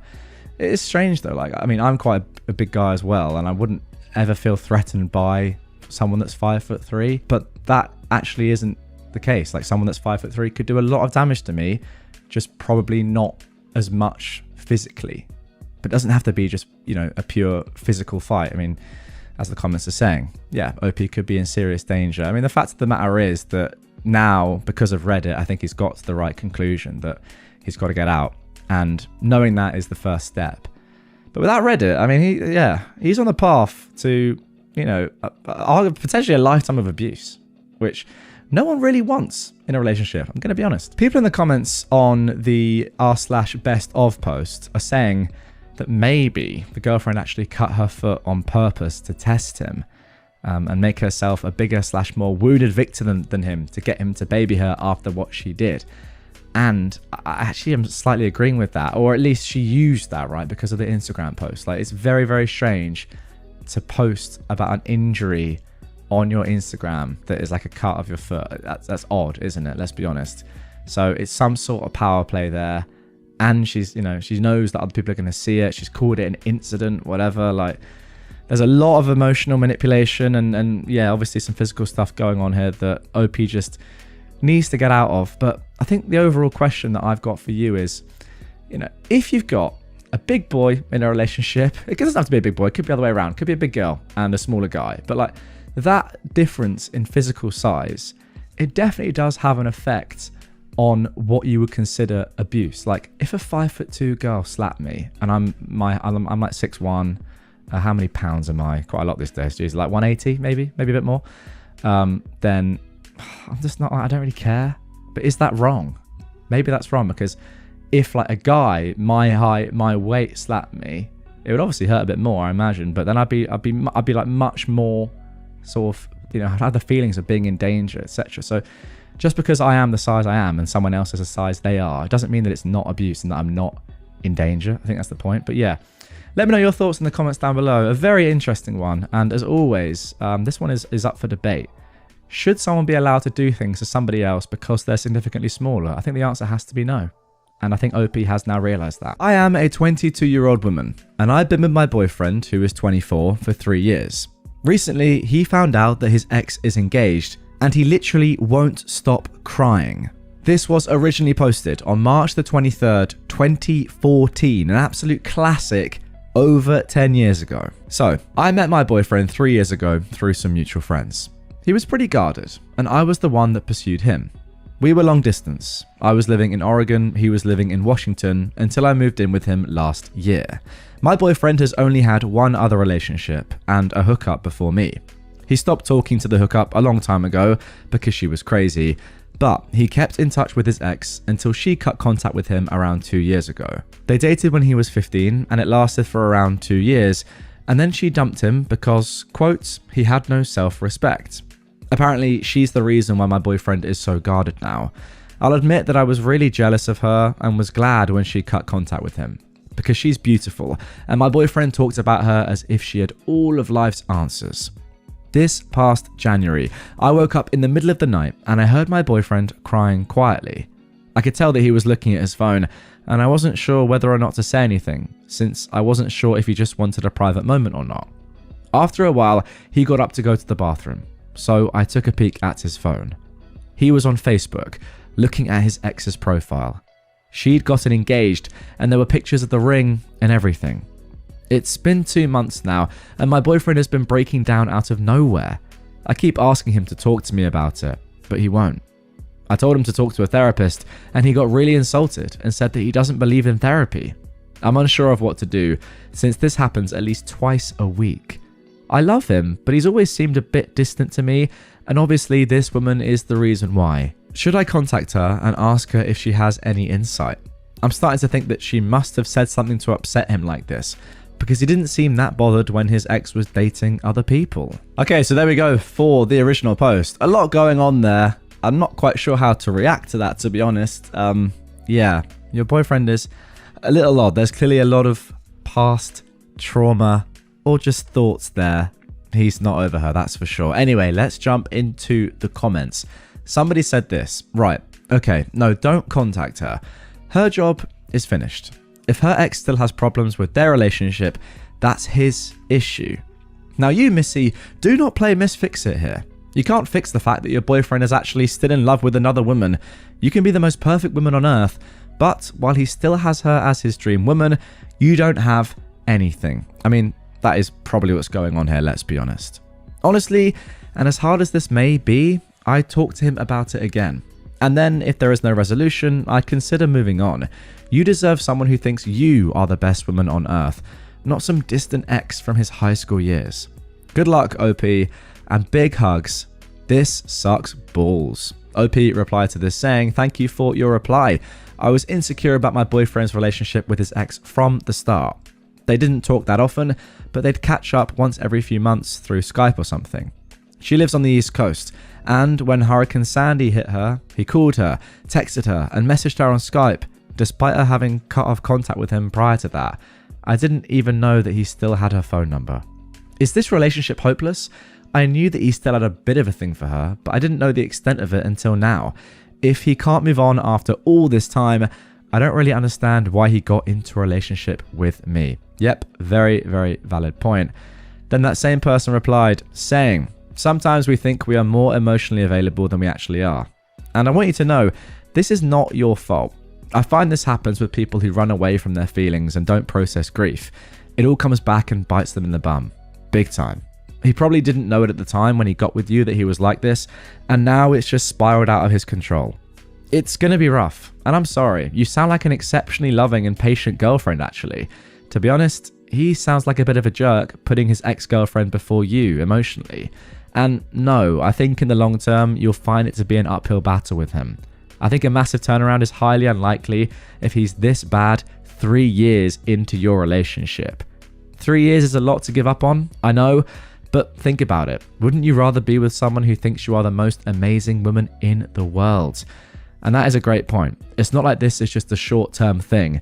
This has been a thing for your boyfriend, OP, for a very, very long time now. Arguably, 7 years, right? And it doesn't look like it's going to change anytime soon. So maybe you got to get out. OP replied to this saying, "Look, I love him. From the moment I saw him, I knew that I wanted to be with him. He's incredibly smart and charming, but you're right. I've always felt insignificant in comparison to his ex, and I don't think that I realized quite how much." If I think about it though, there were clues that I didn't pick up on. When we first started dating, I told him at some point that he didn't seem to want to open up to me. And he told me that it was because his ex had taught him not to become too vulnerable. I thought this would pass as we got more serious about each other, and he did open up a bit more, but whenever he caught up with his ex, he'd be distant with me again for a while. I don't know why his ex cut off contact with him, but after she did, he did seem more invested in our relationship, and so I had hope for us. He was the one that asked if I wanted to move in with him. But now this happened, and he barely wants to talk to me. Okay, interesting stuff. Let's get into the first update here. This was posted 2 days after the original post. It's over, I think. I called my dad and asked him to help me move back home. These last 2 days have been really emotional. My boyfriend was gone all day yesterday. He was gone when I woke up.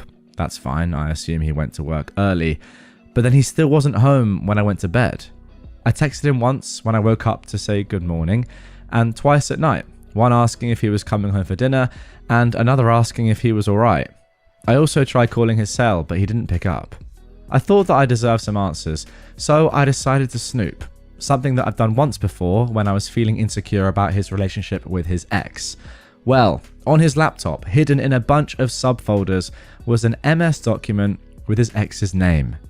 I read it, and I'm assuming that he just saved the last conversation that he had with her right before she cut contact with him. It started out normally, but then he asked her how her relationship with her now fiance, boyfriend, was going. She said that it was good, and that she was happy. And then it got weird because he said something like, "Really? Are you sure?" She said yeah, and said that was a weird question. And he said, "I don't know, I don't believe that you're that happy." I don't remember everything exactly because my head was spinning, but he basically told her that her fiance, then boyfriend, will never treat her as well as he did, and that they've known each other X number of years and managed to stay friends after their breakup, that they've helped each other grow as people, and that she should really give him another chance. He said that he's waited for her all these years and that he loves her and always believed they'd wind up together. This was all while he was with me. She called him a jerk and told him that he had a lot of balls to say all of that to her when she told him a long time ago that they're only ever going to be friends, and that he's an even bigger jerk for doing this while they were both in relationships. She told him to go to hell and to break up with me for my sake because I deserve better. But that is not even the worst part. My boyfriend woke me up this morning by calling my cell and told me to come to the kitchen. He said that he made breakfast. So I go to the kitchen, getting ready for a fight. He and I never fight, but I'm so goddamn hurt. And he made what honestly looked like an amazing breakfast with a ring box in the middle of the table. He told me to open it. I did. He says something like, "These last 3 years with me have been an adventure, and he hopes to keep making new adventures with me." I guess around this time I snap out of whatever haze I've been in, and I exploded. I demanded to know where he was all day yesterday, why he wouldn't contact me, why he's been crying over his ex for the last 3 months, everything. He got mad at me for being mad. He told me that I should be happy because he was proposing, and wasn't that what I wanted? I asked him why when it's so obvious he'd rather be with his ex. He told me that she's obviously moved on, so it's time for him to move on too. I cannot believe what I am reading. Just phenomenal stuff. I've never been so angry in my life. I've been so incredibly patient with this man, and I've done my best to be understanding of his situation. I've literally given him all that I had, but I'm not going to get married to him just to be his consolation prize. It's so ironic, because had he proposed 4+ months earlier, I would have been ecstatic. Now, it just broke our relationship. So yeah, I called my dad, crying, and he's on his way to help me move back in with him and my mum. That's it. I'm a wreck. But I think it's just because everything wrong and twisted in this relationship is hitting me, and it took so long for me to understand. And my ex is just sitting on the couch with his laptop. Thank you guys for helping me see how unfair this whole relationship was. I read every one of your comments, even if I didn't get a chance to respond to them all. Okay, so there we go. That is it for the first update. Crazy scenes. That was the unbelievable twist that I was talking about in the introduction. And stuff like that, moments like that in stories, is the reason why I record the introduction after I've read the story, so I can let you guys know that something crazy is going to happen. I always read these stories live without knowing what's going to happen myself, so you get my honest reaction, but the intro I do afterwards for that exact reason. Now, I noticed this heavily downvoted and then deleted comment that said, "He made a mistake. People have made bigger mistakes before and overcome it. He was putting you number one by proposing to you. You said you had 3 years of a happy relationship together before this. Although he had a temporary lapse in judgment, he still wants you. You're looking for an incredibly perfect fairy tale where everything plays out exactly like you wanted it. After you break up, you'll start to realize all the things he did to say and show he loved you, things that should trump this revelation. Sounds like things are your way or the highway. Hopefully, if another man loves you, he'll be willing to put up with that." Wow, what a comment. That's got to be one of the worst comments I've ever read on Reddit, and it just shows that although in general I do respect and value the people of Reddit and their opinions, sometimes I should probably pull back on that a little bit, reading stuff like that. Opie actually replied to this saying, "I did think my relationship was happy, yeah, but I didn't know that my ex was declaring his love for his ex-girlfriend and trying to win her back while he was still with me. Nor did I know that once she blocked him from Facebook, he was logging into my account to keep tabs on her." Oh my goodness. If you honestly believe that someone that's been crying for 3 months over an ex's engagement really wanted to be with me, you're in the minority. And judging by the fact that he had bought the ring the day before he proposed, he really hadn't been planning on it at all. I'm astounded by your comment, honestly. Okay then, now that we've got that comment out of the way, let's get into the second update of this one, posted 3 weeks after the last update on April the 15th, 2014. First, I want to thank everyone that commented on my last post. I really took your comments to heart, and all of the support means the world to me. I took a break from Reddit, but I logged in today to find a few PMs asking for another update, so here goes. My ex went more or less crazy after I moved back home. I blocked him from essentially everything, changed all of my passwords, and deactivated my Facebook, so he had no way of reaching me aside from literally driving to my parents' house to see me. Apparently, he started sending messages to my friends, some of them are mutuals, asking to use their Skype accounts to talk to me.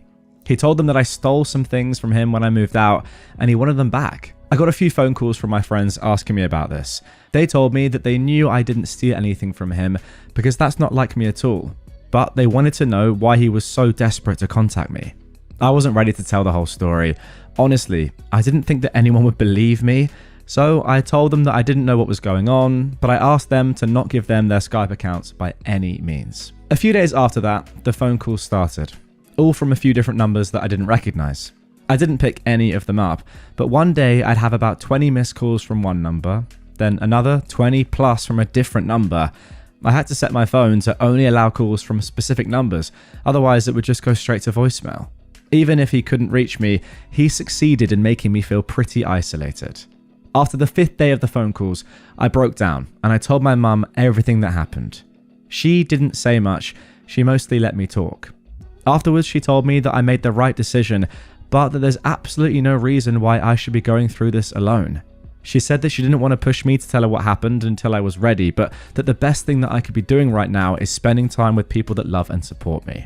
So, after going with me to get my phone number changed, she encouraged me to start calling my friends and telling them what happened, and to just hang out with them more in general.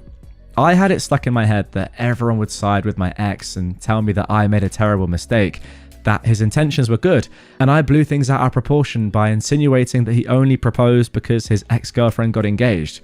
But I was actually overwhelmed by my friends' responses. Apparently, my ex had been telling everyone that we broke up because I had major jealousy issues over his ex. But once they heard my side of the story, I was actually shocked by how many of them said that it made sense. They've all told me that I've done the right thing and that they'd back me up no matter what. I just felt this huge sense of relief, and I've been making an effort to go out more. I'll be honest though, there are times where I wonder if I was wrong.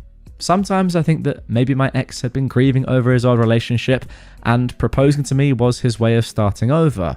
Sometimes I think that I turned down the only marriage proposal that I'll ever get, and sometimes I think that maybe I should have accepted because I loved him. And you don't often find people that you truly love. But then on the days that I'm feeling wiser, I remind myself of how bizarre our last few weeks together were, how I always knew deep down that I was second best for him, and how he's been behaving since we broke up. I've never seen him so unstable. He was always so calm and logical, so this is completely new to me. I know deep down that I did the right thing, but sometimes what you know in your head and feel in your heart are so completely different. So that's basically it. I'm just going through the motions, and I'm going to make an appointment with a therapist. I wish that I had something more profound to update you guys with, some added wisdom, but I don't. My best advice for anyone going through something similar is what my mum told me. Surround yourself with people that love and support you. Okay, and then 2 months after that, on June the 1st, 2014, we got the final update. Hello Reddit. I just wanted to update you guys on some things that have happened. I also wanted to apologize for not responding to any of the comments in my last post. I wasn't in a great place at the time and I wasn't feeling up to it. But I did read each of your responses and I truly appreciate those who took the time to comment. First, my ex mailed me the engagement ring that he bought shortly after my last update. I didn't know what to do with it. I wasn't sure if the ring was what he had been claiming that I stole. I also felt weird about mailing it back, because what if he claimed that he never got it? So my dad volunteered to personally deliver the ring back to him. I don't know if anything was said when my dad brought it back, and I never asked. Second, I heard from some friends that 2 weeks ago, my ex bought a ticket and flew to New York to try and talk to his ex. Somehow he found out the name of the company that she worked for, looked up its location, and waited in front of the building all day. I've got no idea what happened, but apparently there aren't any signs of her coming back, so I'm assuming that it didn't go very well. I can't believe that he did that. And I can't believe that I dated someone that was that crazy for 3 years. But I suppose it helps every time I hear about something like this, because it reinforces the fact that I did the right thing. I met with 2 therapists. I wasn't a huge fan of the first one. Every time that I said something, he'd ask, "And how do you feel about that?" No feedback or suggestions whatsoever. At the end, he suggested that I was depressed and might want to consider a few different medications. I don't intend on seeing that guy again. I met the second one last week though, and I liked her a lot. She told me that she doesn't think that I need to see her regularly, but to feel free to make appointments whenever I'm feeling especially down or stressed. So I think I'll do that. A few people asked why I wanted to see a therapist in my last post, because I seemed to be doing the right things. Well, the problem was that even though I knew I was doing the right thing, I didn't necessarily feel that it was right. I still doubted myself, and I felt like a different person than I used to be. Prior to this mess, I was always very optimistic and happy in general. I always tried to make the best of things. But at the time of my last post, I felt down, and even though I was making an effort to see friends, I wasn't really enjoying it. Anyway, this brings me to where I am now. I started a paid internship with the chance of getting hired full-time almost a month ago, and I love it. I love the people, the work itself, and the fact that I'm getting back into a routine. And I'm a little embarrassed to say that I'm attracted to the guy that hired me, who's about my age. There's nothing going on, and I'm definitely not ready or willing to be in a relationship. It's simply the fact that he is the nicest, best-mannered person I've ever met. He's always positive, polite, and smiling, so it's impossible not to be in a good mood around him. So it's not that I think my next relationship should be with him or that I have feelings for him. It's just that I've realized that the type of person that I should be looking for is someone that makes me feel good just by being around them. I don't give much thought to my ex anymore. It's amazing how much life changes over the course of a few months, but I think that everything is turning out for the best. Wow, there we go. That is the end of that story. What a creep. I don't even know who I feel worse for necessarily. OP or the ex of OP's ex now, if that makes sense. The girl that your ex OP was going after, had been with, and yeah, still is arguably stalking. I mean, like, yeah, just a creep, an absolute creep. Crazy. And again, like, I know I do often say this at the end of stories like this, but it is good that you know now, at least. That is the truth. And the fact that you're like now, a few months after, you seem all right, and you've said at the end there you don't even think about your ex that much. I mean, that is a good sign. It is so crazy though, like what you've said at the end there, as in how much your life has changed in just a few months. Imagine that you never found out about this at all. That your ex wasn't crying in bed that time. Like, you weren't there.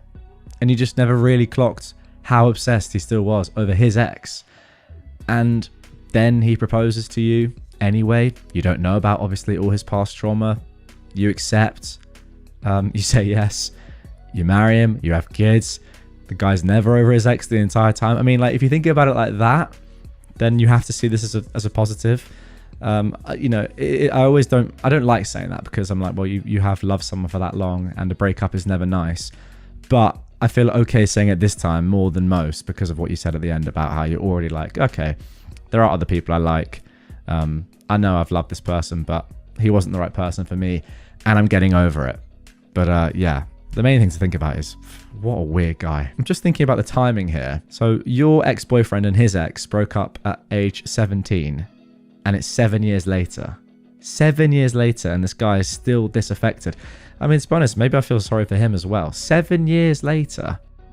You were with each other for 2 years. This guy definitely needs some serious therapy, or he is going to be pretty effed for a long time. People are actually saying in the comments down below, that one comment bashing her was definitely the boyfriend. Imagine he found the post and knew it was her. I don't know. I mean, just quickly rereading that, I mean, it could be. He made a mistake. People have made bigger mistakes before and overcome it. He was putting you number one by proposing to you. Oh, I don't know. I mean, it'd be a bit weird of him to do that, but clearly he's a weird guy, and yeah, what a strange man. And OP, I'm sorry that you didn't find out sooner.